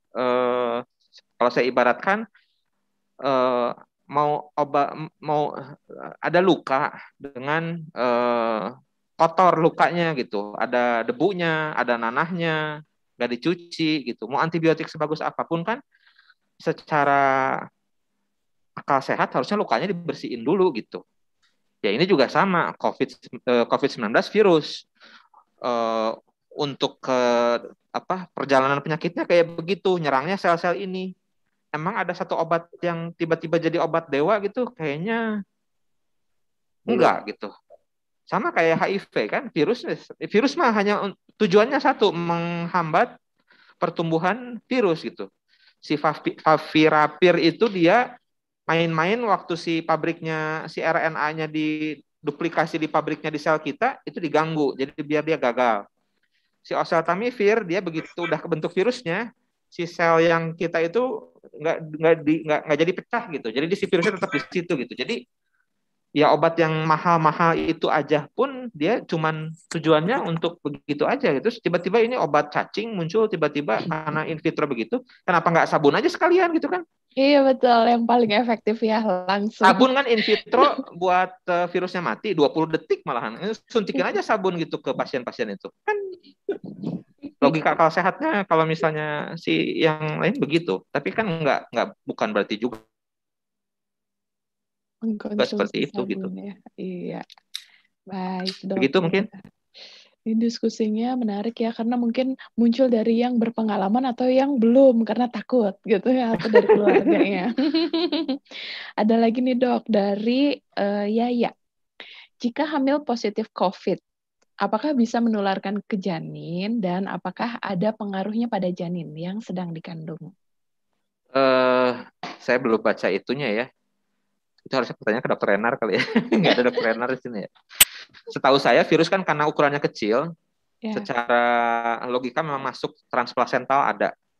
Makanya orang-orang yang sedang hamil, terutama pada trimester awal kehamilan, karena saat pembentukan organ, pembentukan sistem syaraf itu bisa berpengaruh gitu. Jadi dia bisa lolos ke situ, tapi kalau ada efeknya atau enggak tergantung kehamilannya pada fase yang mana gitu ya. Kan fase kehamilan dibagi tiga trimester, trimester 1, trimester 2, trimester 3. Trimester 1 trimester yang paling penting, 3 bulan awal kehamilan itu kalau bisa nggak boleh sakit ya emang nggak boleh sakit, karena di situ sedang dibentuk sel syaraf, sedang dibentuk organ-organ gitu. Trimester 2 cuma tinggal ngegedein gitu, tapi juga masih ada masalah. Kalau di trimester 2 masih ada masalah. Trimester 3 dia mah cuma tinggal ngegedein aja lah, mungkin sudah organnya udah terbentuk tapi tinggal pembesaran aja, organ-organisasinya udah selesai. Jadi efeknya mungkin nggak terlalu kentara kalau di trimester 3. Tapi secara umum infeksi virus pada trimester 1 resikonya itu tadi ya bisa sampai keguguran, gangguan pembentukan organ, gangguan syaraf. Kalau misalnya terjadi infeksi pada trimester 1, karena ya infeksi virus itu efeknya ngacauin sistem imunnya luar biasa, walaupun si ibunya mungkin nggak apa-apa gitu. Kayak sitomegalovirus kan sebenarnya kalau untuk orang normal, ibu-ibu perempuan-perempuan normal nggak buat apa-apa. Tapi sitomegalovirus pada kehamilan trimester pertama dia bisa anencefali, mikrosefali, gangguan pembentukan tempurung kepala yang berat gitu, gangguan cacat yang berat. Jadi secara teori bisa. Tapi mungkin Bang Regan ada yang menambahin kalau bisa tahu. Mungkin sedikit Dokter Rian.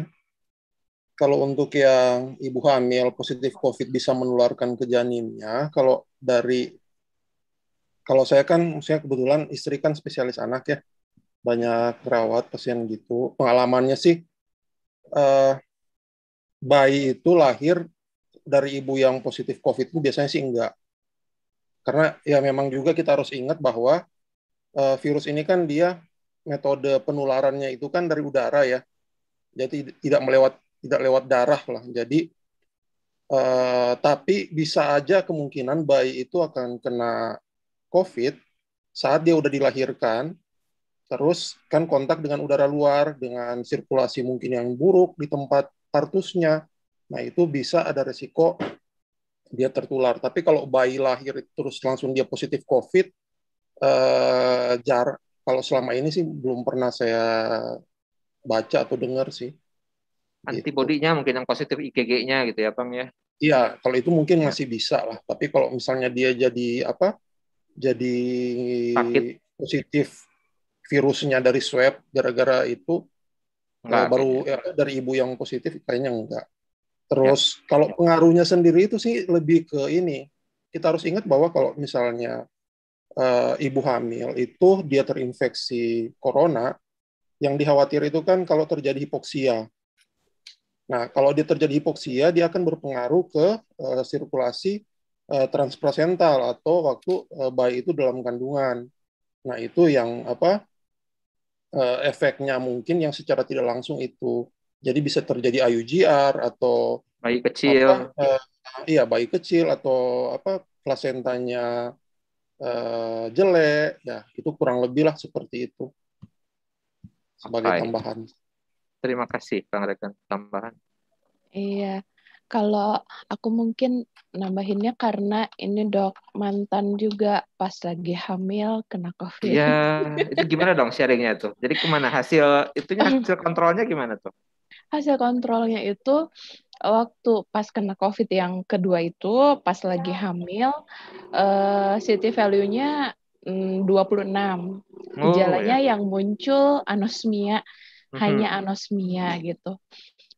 Terus konsul ke obgyn, dokternya bilang poin pertama yang harus diingat itu nggak boleh stres. Jadi mau kondisinya seperti apapun nggak boleh stres katanya. Terus saya tanya kan, ini pertanyaan saya juga ke dokter obgynnya. Ini nanti berpengaruh nggak sama janinnya? Karena waktu itu usia kehamilan 4 ke 5 bulan kalau nggak salah. Udah trimester 2 ya? Iya, mau masuk semester 2.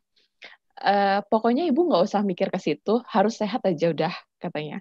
Jadi dikasih suplemen biasa kayak CDR, terus multivitamin buat hamilnya. Jangan lupa berjemur dan ini harus mempertahankan saluran nafas itu tetap bersih. Jadi mau pakai betadine spray atau misalkan cuci pakai NaCl itu sangat baik gitu. Nah, terus dapat lagi nih konsul dari dokter Yudi, pokoknya harus dipertahankan saturasi itu di atas 95. Jadi karena mungkin pengaruhnya jauh lebih besar ketika ibu hamilnya itu stres gitu ya, yang membuat pengaruh ke janin, entah itu mau cacat atau keguguran dan lain-lain. Jadi karena mungkin fokusnya oh ya udah ini nggak bisa mencium apa-apa dan nggak bisa merasa apa-apa, tapi saya jadikan itu peluang buat banyak makan gitu, karena kalau janin saya kan nggak apa-apa gitu, saya mikirnya pokoknya janin nggak apa-apa, harus tetap sehat aja gitu, terus berjemur punggung sama perut gitu ya. Tapi terakhir kontrol bagus, Mel. Bagus. Pas aku tanya juga, gimana dok ini sesuai. Ada yang aneh enggak gitu. Ya, COVID itu kan menyerangnya ke saluran nafas, terus ibu juga kenanya anosmia. Harusnya ya bersyukur aja karena tersaring di situ virusnya, insya Allah nggak akan kemana-mana gitu. Yang penting tuh itu nggak boleh stres, banyak cairan tuh harus selalu banyak kalau ibu hamil ya, jangan sampai kekurangan. Jadi alhamdulillah semuanya normal gitu. Makanya memang kalau dari saya pribadi, poin pertama ketika kita dinyatakan positif, ya jangan panik gitu. Banyak kok orang yang positif juga dan bisa terlewati gitu. Yang penting yaitu ngerasa nggak enak makan pasti ya, mual itu ada, tapi dipaksain aja gitu. Karena kan kalau itu ya sakit karena virus itu sangat bergantung pada imunitas tubuh kita sendiri. Jangan sampai kita menggantungkan ke vitamin yang kita konsumsi atau obat. Makanya suka ada yang jadi stres, nggak dapat obat, ini gimana penanganannya. Pada akhirnya penyakit itu jadi lebih memburuk karena kepikiran atau stres gitu ya dok ya. Jadi memang betul sistem imun itu memang udah dibangun sempurna ya. Iya. Karena dari mulai kulit sampai ke darah itu punya penjaga masing-masing. Jadi punya tentara tubuh itu beneran tentara gitu ya. Karena saya belajar memang tertarik saya imunologi dari levelnya yang prajurit prajurit paling depan sampai jenderal yang paling atas itu kalau diibaratkan itu lengkap semua di kita. Jadi bahkan kalau saya mah untuk orang hamil atau untuk saya sendiri bahkan kadang-kadang suka disindirin juga sama keluarga sendiri. Jadi obat tuh saya benar-benar ya dimakan kalau perlu aja gitu. Kalau misalnya masih ringan-ringan mah, kalau Iya, masih percaya sama itunya ya masih boleh dilakukan. iya, itu aja intinya sih sering-sering menstimulasi hormon-hormon yang bikin kita senang itu aja ya. Ya, Karena sekalinya stres itu asal jangan semua pakai yang ganja aja ya untuk itu ya. iya, ada ganja di warung nasi Padang yang bikin ketagihan. Oke, Iya. oke. Baik, masuk ke pertanyaan selanjutnya ya, Dok. Ada dari Bu Mae nih. Bila selesai isoman di rumah, baik yang bergejala ataupun yang tidak bergejala, apakah rumah itu perlu disterilkan atau didesinfektan gitu, Dok? Sebenarnya itu nggak wajib ya, nggak ada panduan yang menyatakan demikian. Adapun memang orang Indonesia, terutama kita, pengennya memang yakin gitu kan. Jadi itu mah ya hanya untuk apa namanya tambahan aja ya. Untuk tambahan kalau misalnya kita pengen benar-benar yakin ya boleh dilakukan. Toh juga ngedesinfeksi ya bagus toh tujuannya menghilangkan kuman, bakteri, virus dan sebagainya. Tapi memang kalau misalnya enggak pun ya enggak apa-apa juga. Yang penting dielap pakai air sabun, pakai sanitizer spray gitu. Ya sebenarnya itu udah cukup. Gitu ya. Gitu karena kan memang nggak ada evidence base-nya itu apa nyemprot desinfektan di jalan itu kan ya nggak guna ya. Ngabisin duit aja sih sebenarnya kalau saya bilang mah jadi nggak guna Iya, juga. harus Untung hati-hati kemarin juga. nggak jadi itu pengadaan apa desinfektan chamber. Iya, itu harus hati-hati juga ya, Dok ya. Penggunaan desinfektan itu malah kalau terlalu banyak Iritasi. terserap sama kulit ya Ya. iritasi. Makanya tadi ya Allah udah kasih seideal mungkin. Dulu waktu Ya. saya selesai isoman, ya cuci spray, jemur-jemur kan matahari Iya, bisa iya, membunuh iya, virusnya itu ya, ya, sendiri. ya, ya. Betul, betul, betul. Ah, empel-empel. Oke, ini yang terakhir. Kita juga waktu diskusinya tinggal 2 menit lagi ya, Dok ya. Ada dari Enggi. Jika ibu hamil sebelum melahirkan harus dicek PCR, gitu ya, Dok? Atau antigen lah. Mungkin kayaknya kalau di rumah sakit pakai PCR mungkin ya, Dok ya. Ya. Jika diharuskan, itu kapan waktu yang efektif untuk melakukan tes itu? Oke. Jadi itu diwajibkan bukan karena apa-apa. Karena kalau ibu melahirkan secara normal, ngeden-ngeden, teriak-teriak, kemungkinan kan dia ya mengeluarkan, kalau dia sedang terinfeksi dia mengeluarkan Droplet gitu virus-virusnya ya. tadi, dropletnya tadi, atau aerosolnya tadi gitu. Jadi pengecekan swab antigen atau PCR sebelum tindakan itu sebenarnya lebih ke arah untuk keamanan nakes yang melakukannya. Ya kecuali memang ibunya memang ada keluhan ya, itu kan memang indikasi gitu. Tapi kalau tidak, memang sekarang itu di beberapa rumah sakit pun yang SC diwajibkan untuk PCR setahu saya. Karena apa? Kalau ternyata PCR-nya positif, mau SC, kan dibius tuh. Dibius kan pasang selang untuk nafas, kalau dia narkosa umum, ada kemungkinan terbentuk ke aerosol gitu. Dan kalau misalnya dia positif, ya itu kan nggak bisa di ruang operasi biasa. Harus di ruang operasi bertekanan negatif untuk menghindari resiko penularan kepada tenaga kesehatannya. Nanti ibunya yang positif malah nularin ke dokter dan perawat-perawat yang ngebantu di OK, itu kan lebih repot. Jadi kalau secara indikasi medis mah tetap ya, kalau misalnya ada keluhan, ada kontak, ada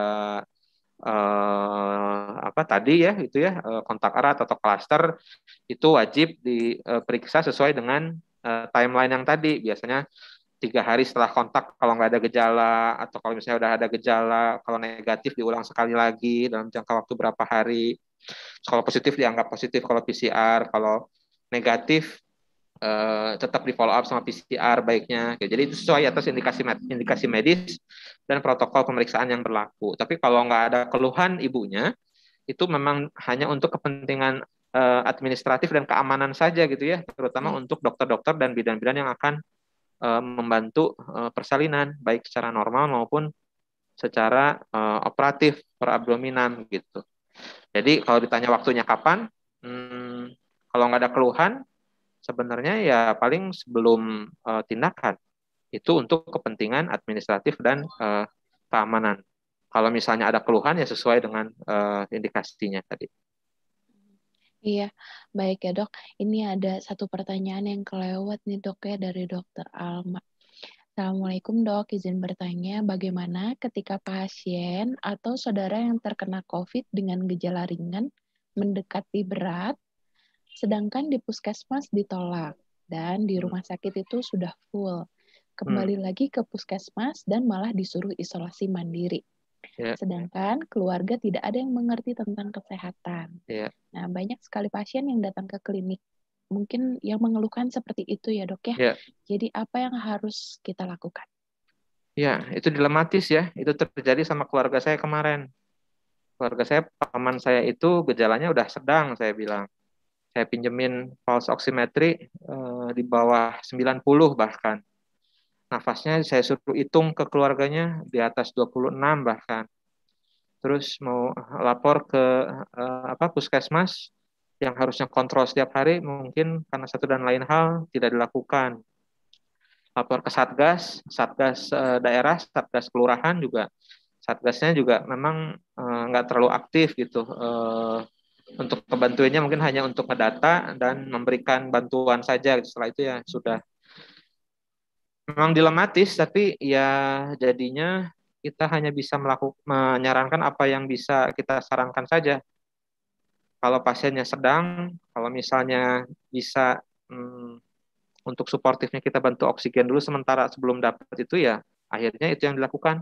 Kita cari tabung oksigen, diisi ulang, kasih sesuai dengan keadaan, kasih pakai nasal kanul 2 liter, dilihat lagi membaik nggak saturasinya sampai tetap diusahakan mencari. Memang dilematis dalam keadaan kayak begini juga saya lihat memang rumah sakit hari kemarin itu salah satu hari yang paling buruk yang saya ingat gitu ya, karena guru saya meninggal, Prof. Dinan. Paman saya tadi justru kesulitan mendapatkan ruangan, gejalanya padahal sedang. Ditambah lagi juga pertanyaan yang tadi terakhir itu, ada teman saya tiba-tiba nelfon istrinya temannya nggak bisa dioperasi di mana-mana karena ditolak karena oksigennya habis dan dia belum cek ke PCR. Jadi itu pertanyaan-pertanyaan yang ditanyakan itu semuanya memang kejadian semua tuh kemarin. Ya kita sebagai orang yang mengerti hanya bisa mengarahkan. Dan saya juga bahkan hanya memberikan arahan sesuai dengan kemampuan kita ya. Keluarga saya karena nggak ngerti bilang sama Yayan aja lah bantuin ke rumah sakitnya. Saya nggak bisa kayak gitu. Kenapa? Kalau saya bantuin nanti saya bolak-balik ke UGD, saya masuk ke UGD dengan pasien positif kontak sama dia, itu kan berarti udah disebutnya kontak erat. Nanti saya harus di PCR, ada kemungkinan saya kerja. Apalagi kalau kayak sekarang, zaman sekarang prinsipnya adalah selamatkan dulu diri sendiri sebelum coba menyelamatkan orang lain. Dan melakukan apa yang hanya bisa dilakukan. Jangan menjanjikan hal yang tidak mungkin untuk dilakukan.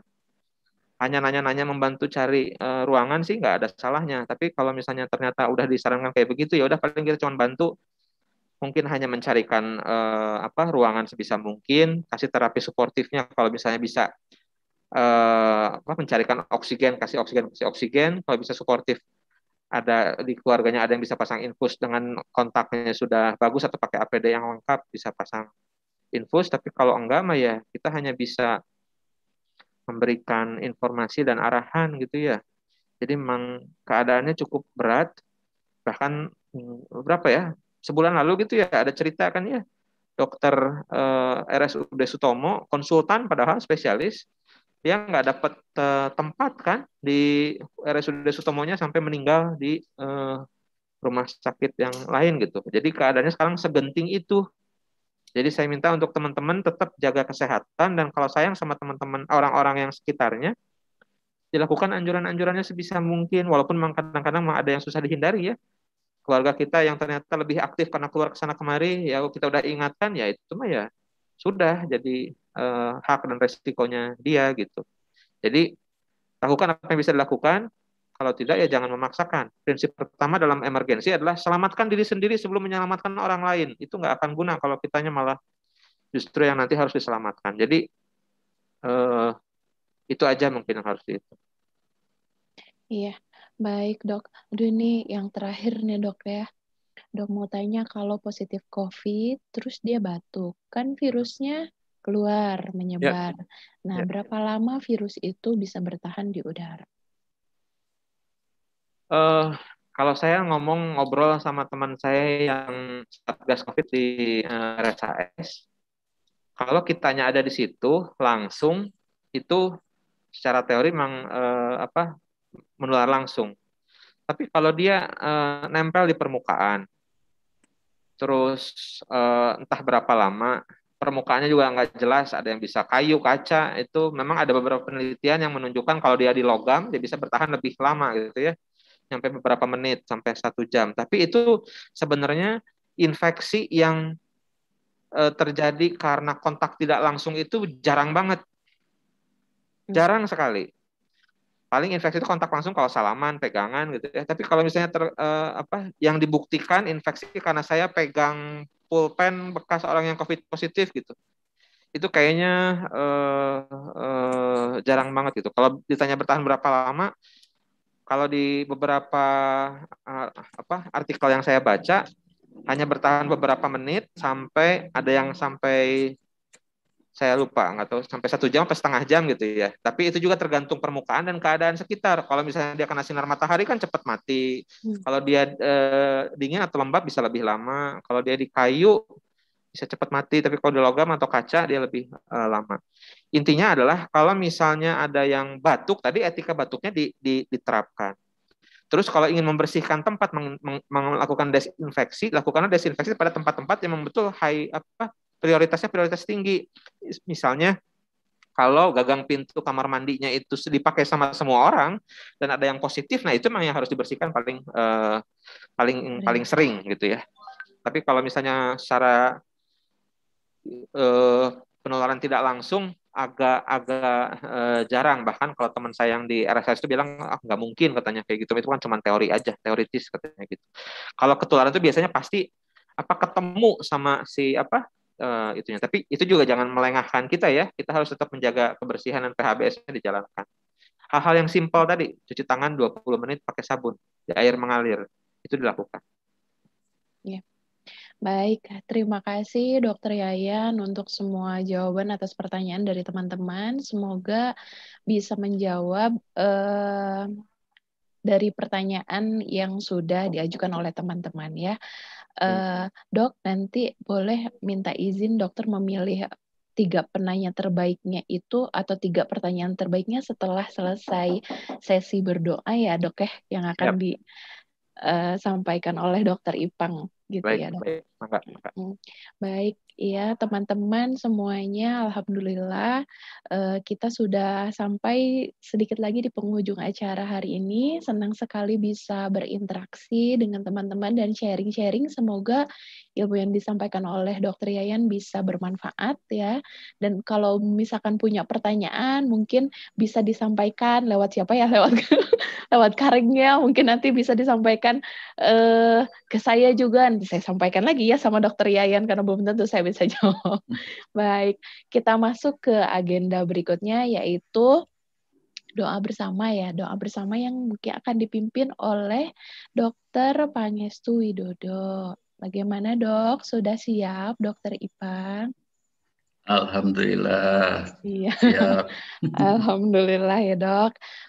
Mari kita bersama-sama menundukkan hati-hati kita dan berserah diri gitu ya kepada Allah. Mudah-mudahan dengan sesi doa bersama ini di hari Jumat nih, di penghujung akhir Jumat yang salah satunya juga waktu mustajab doa, Allah perkenankan doa-doa kita. Mangga dipersilakan pada Dr. Ipang memimpin doanya. Terima kasih. Assalamualaikum warahmatullahi wabarakatuh. Waalaikumsalam. Waalaikumsalam warahmatullahi wabarakatuh. Ya, tadi sudah luar biasa ya yang disampaikan Dr. Yayan, Dr. Bagus, Ibu Imer dan teman-teman semuanya interaktif. Ini semoga menjaga kekompakan, saling support, saling doa bagi kita semua ya. Tepatnya event kayak gini memang penting ya. Sekali dua kali harus dilakukan. Ya betul kata Ibu Emel udah mendahului sesi doa dengan sangat baik. Ini hari Jumat, bulan Dzulhijjah juga salah satu dari 4 bulan yang besar dalam agama Islam. Kemudian mungkin ada yang sedang berpuasa Dzulhijjah, mau ibadah kurban dan lain, itu mudah-mudahan sangat mustajab. Ya, kenapa ini kita perlu berdoa? Ini saya kasih pendahuluan sedikit karena saya sesinya ini. Karena untuk menghadapi wabah COVID ini, kita harus melalui 2 pendekatan ya, 2 ikhtiar. Jadi ikhtiar medis atau lebih ke lahir dan ikhtiar non medisnya itu spiritual. Jadi kalau hanya medis tapi lupa Tuhan yang menguasai jagat raya ini, itu nanti kita bisa jatuh kepada kesombongan ya. Tapi kalau kita hanya yakin dan tanpa mengabaikan prokes dan lain-lain, tanpa ikhtiar medis, itu juga jatuh pada kebodohan. Jadi harus seimbang ya. Karena ini wabah ini kemungkinan naga-naganya ngelihat kondisi sekarang ya agak lama atau lumayan lama, jadi perlu persiapan mental dan spiritual. Jadi tadi udah diuraikan. Ini kenapa saya harus ngasih pendahuluan, karena kalau kita tahu why-nya, kenapanya, itu motivasi untuk melakukan itu jadi lebih kuat dan lebih bertambah. Sehingga melakukan itu bisa istiqomah, persisten, insisten, dan konsisten terus-menerus. Gitu. Tadi udah disampaikan Dr. Yayan bahwa COVID itu senjata utama itu imun tubuh kita. Bahkan nggak ada obat yang jelas gitu. Imunnya harus kuat. Begitu imun kuat, yang mau nyerang virus juga akan mati dengan sendirinya.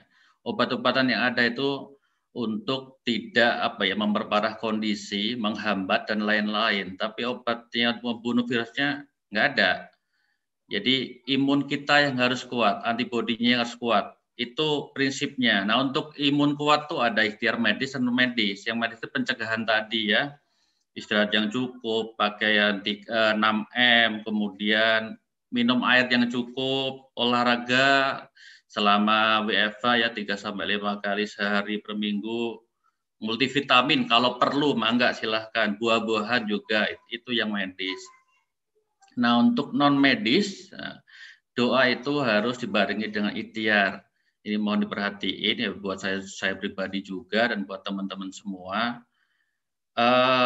Ini pertama ya, perbanyak istighfar. Saya dapat tulisan lumayan bagus ini. Jadi saya sampaikan ke teman-teman, mudah-mudahan dapat amal jariah yang menyampaikannya. Jadi silakan beristighfar, ini buat yang beragama Islam ya. Yang agama lain mungkin ada metode tersendiri, silahkan. Dan tidaklah Allah akan mengajab mereka yang sedangkan mereka meminta ampun. Itu ya. Jadi ada satu kondisi istighfar yang kalau kita lakukan itu akan menghindarkan diri kita dari azab atau bencana. Kemudian memperbanyak sedekah. Ini berdasarkan studi oleh George Moll dari National Institute of Health terbukti bahwa ketika seseorang melakukan donasi atau sedekah, beberapa area di otak yang terkait dengan kenyamanan, koneksi sosial, dan rasa percaya turut aktif, sehingga menciptakan efek positif terhadap perasaannya. Juga membuat otak melepaskan hormon endorfin, dopamin, oksitosin yang meningkatkan imunitas tubuh dan mengurangi stres. Ingat tadi kata Ibu Emel, jangan sampai stres. Kata Ibnu Sina, 50% kepanikan atau stres itu malah jatuh kepada penyakit. Maka dalam kondisi pandemik harus tetap tenang, positive thinking, dan lain-lain. Jadi ketika imun itu kuat, ya stresnya hilang, penyakitnya juga hilang. Sedekah itu menutup 70 pintu kejahatan. Kemudian ya yang pertama istighfar, kedua sedekah, ketiga sabar. Sabar dan sholat jadikan kunci untuk menolong kita. Ya, jadikanlah sabar dan sholat sebagai penolong kita. Ya itu mau nggak mau kita harus ikhtiar. Silahkan mau yang mau menambah sholat duha, sholat malam silahkan gitu ya. Lakukan, itu bagian dari keyakinan sebagai makhluk beragama kita harus melakukan. Kemudian selalu mengingat Tuhan. Dengan mengingat Tuhan, mengingat Allah itu hati menjadi tenang. Itu Quran Surat Ar-Ra'd ya, 28. Jadi kalau tenang, imunnya kuat itu tubuh akan memproduksi natural killer cell. Jadi itu akan sangat bagus untuk pertahanan tubuh.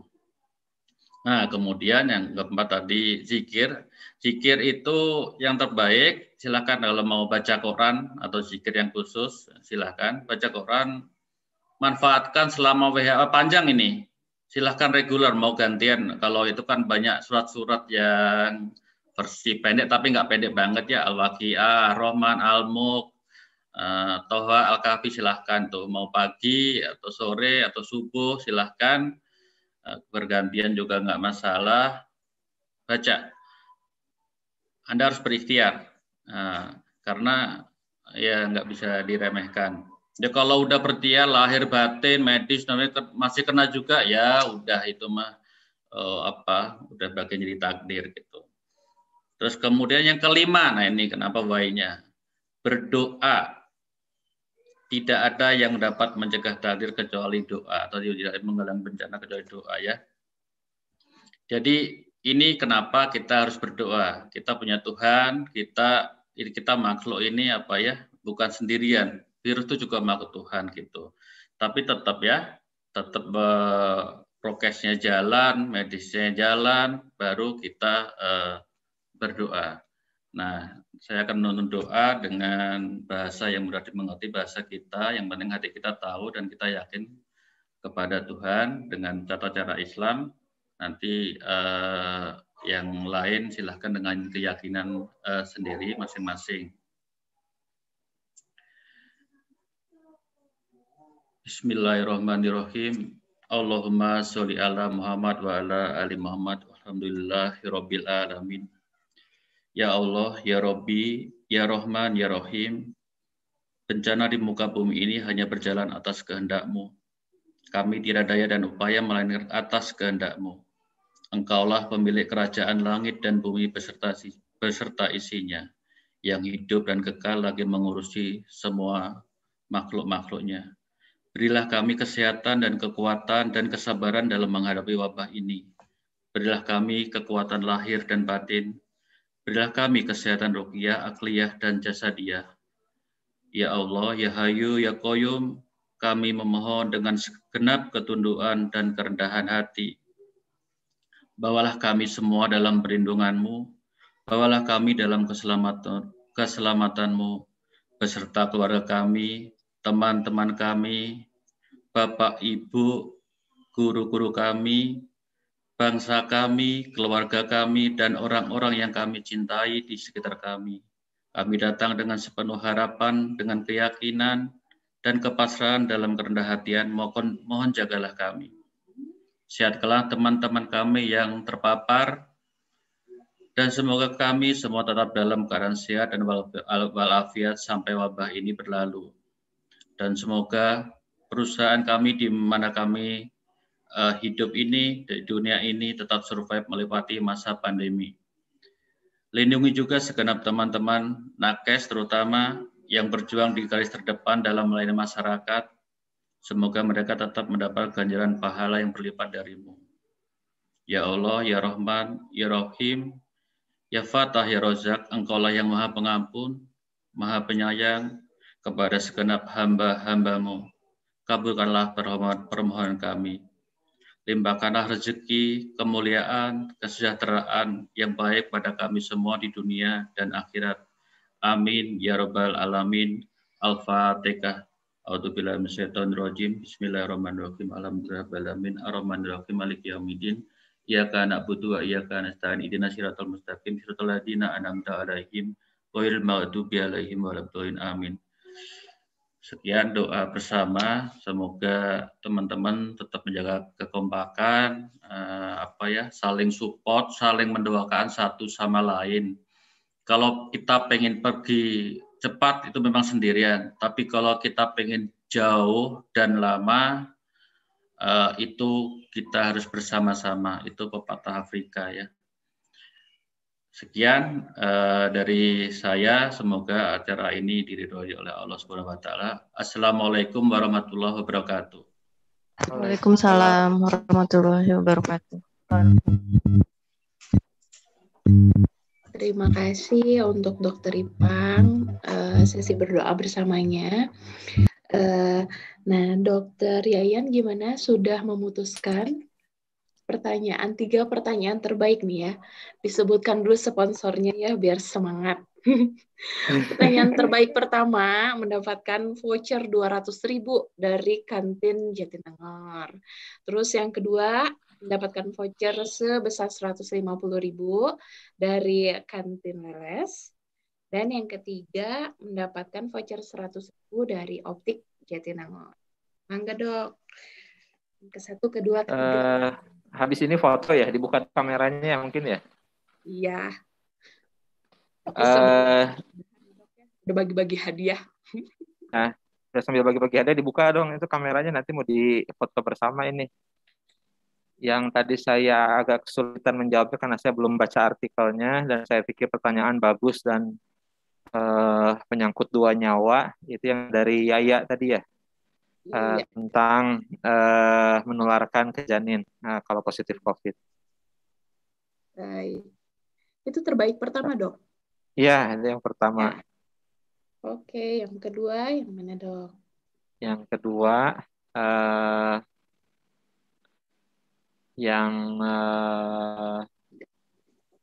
pertanyaannya mengenai azitromisin tadi itu ya, Anurwinda. Dari anak ya? Iya. Opsi selain azitromisin, itu pertanyaan analitis dan memang lagi dibahas ya sama Bang Regen dan kawan-kawan untuk pemberian antibiotik pada kasus COVID-19 yang gejala ringan.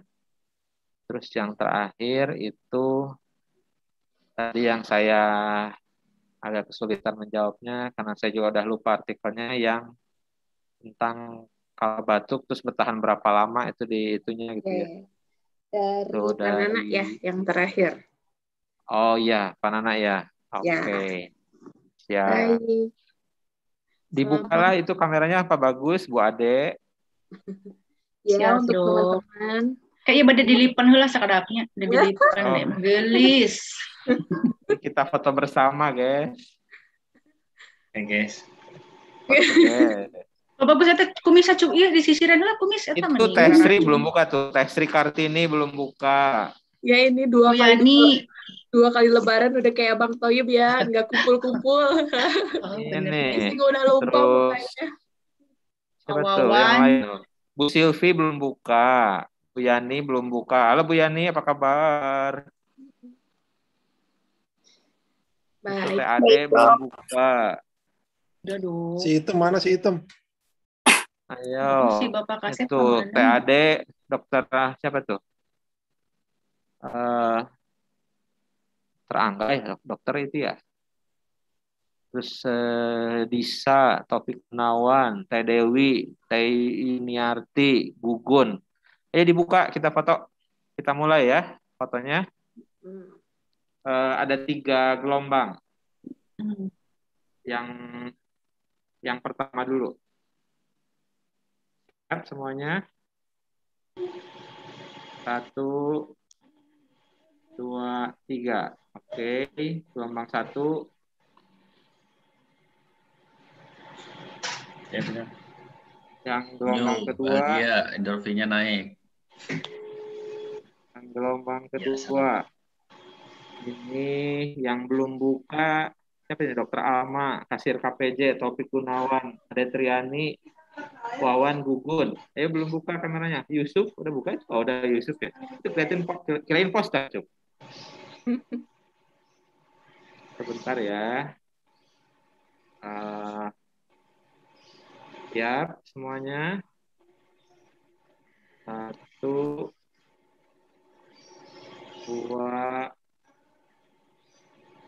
3. Oke. Satu gelombang lagi yang terakhir.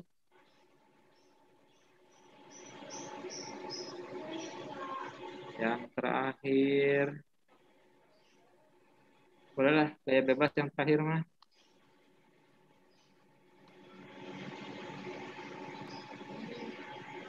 Satu.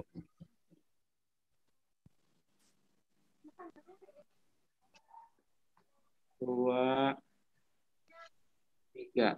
Oke. Sip. 3 gelombang. Di YouTube juga ada sebenarnya streamingnya. Iya. Jadi biar bisa lebih sering kumpul-kumpulnya. Atau buat program itu atau pengajian bareng gitu. Udah kajian. Udah Ustaz sehat. One week, one juice. Iya, Dok. Mangga, Ibu MC. Sudah fotonya. Iya, baik. Terima kasih, Dokter Ryan. Mungkin momen-momen seperti ini bisa juga ya dijadikan salah satu media silaturahmi dan saling menguatkan untuk teman-teman yang mungkin sedang dalam masa isoman atau yang sedang bertugas gitu sehari-harinya. Agar kita juga semuanya sama-sama berjuang. Nanti untuk para pemenang bisa menghubungi Ibu Sinta ya, langsung Ibu, maaf ya, boleh nanti di-share kontaknya ke Ibu aja ya, ke Bu Sinta aja ya langsung. Mangga, boleh. Sama ini Dok, kalau ada teman-teman mungkin yang memerlukan pengen lihat slide-slide-nya lagi, boleh Dok nanti di-share ya. Boleh, Linknya nanti dibuat PDF, dibagikan ke email dan ke Bu Ade mungkin. Iya, mungkin yang sedang bertugas juga kalau ini kan di-record ya tadi ya Dok, jadi bisa didengarkan di lain waktu.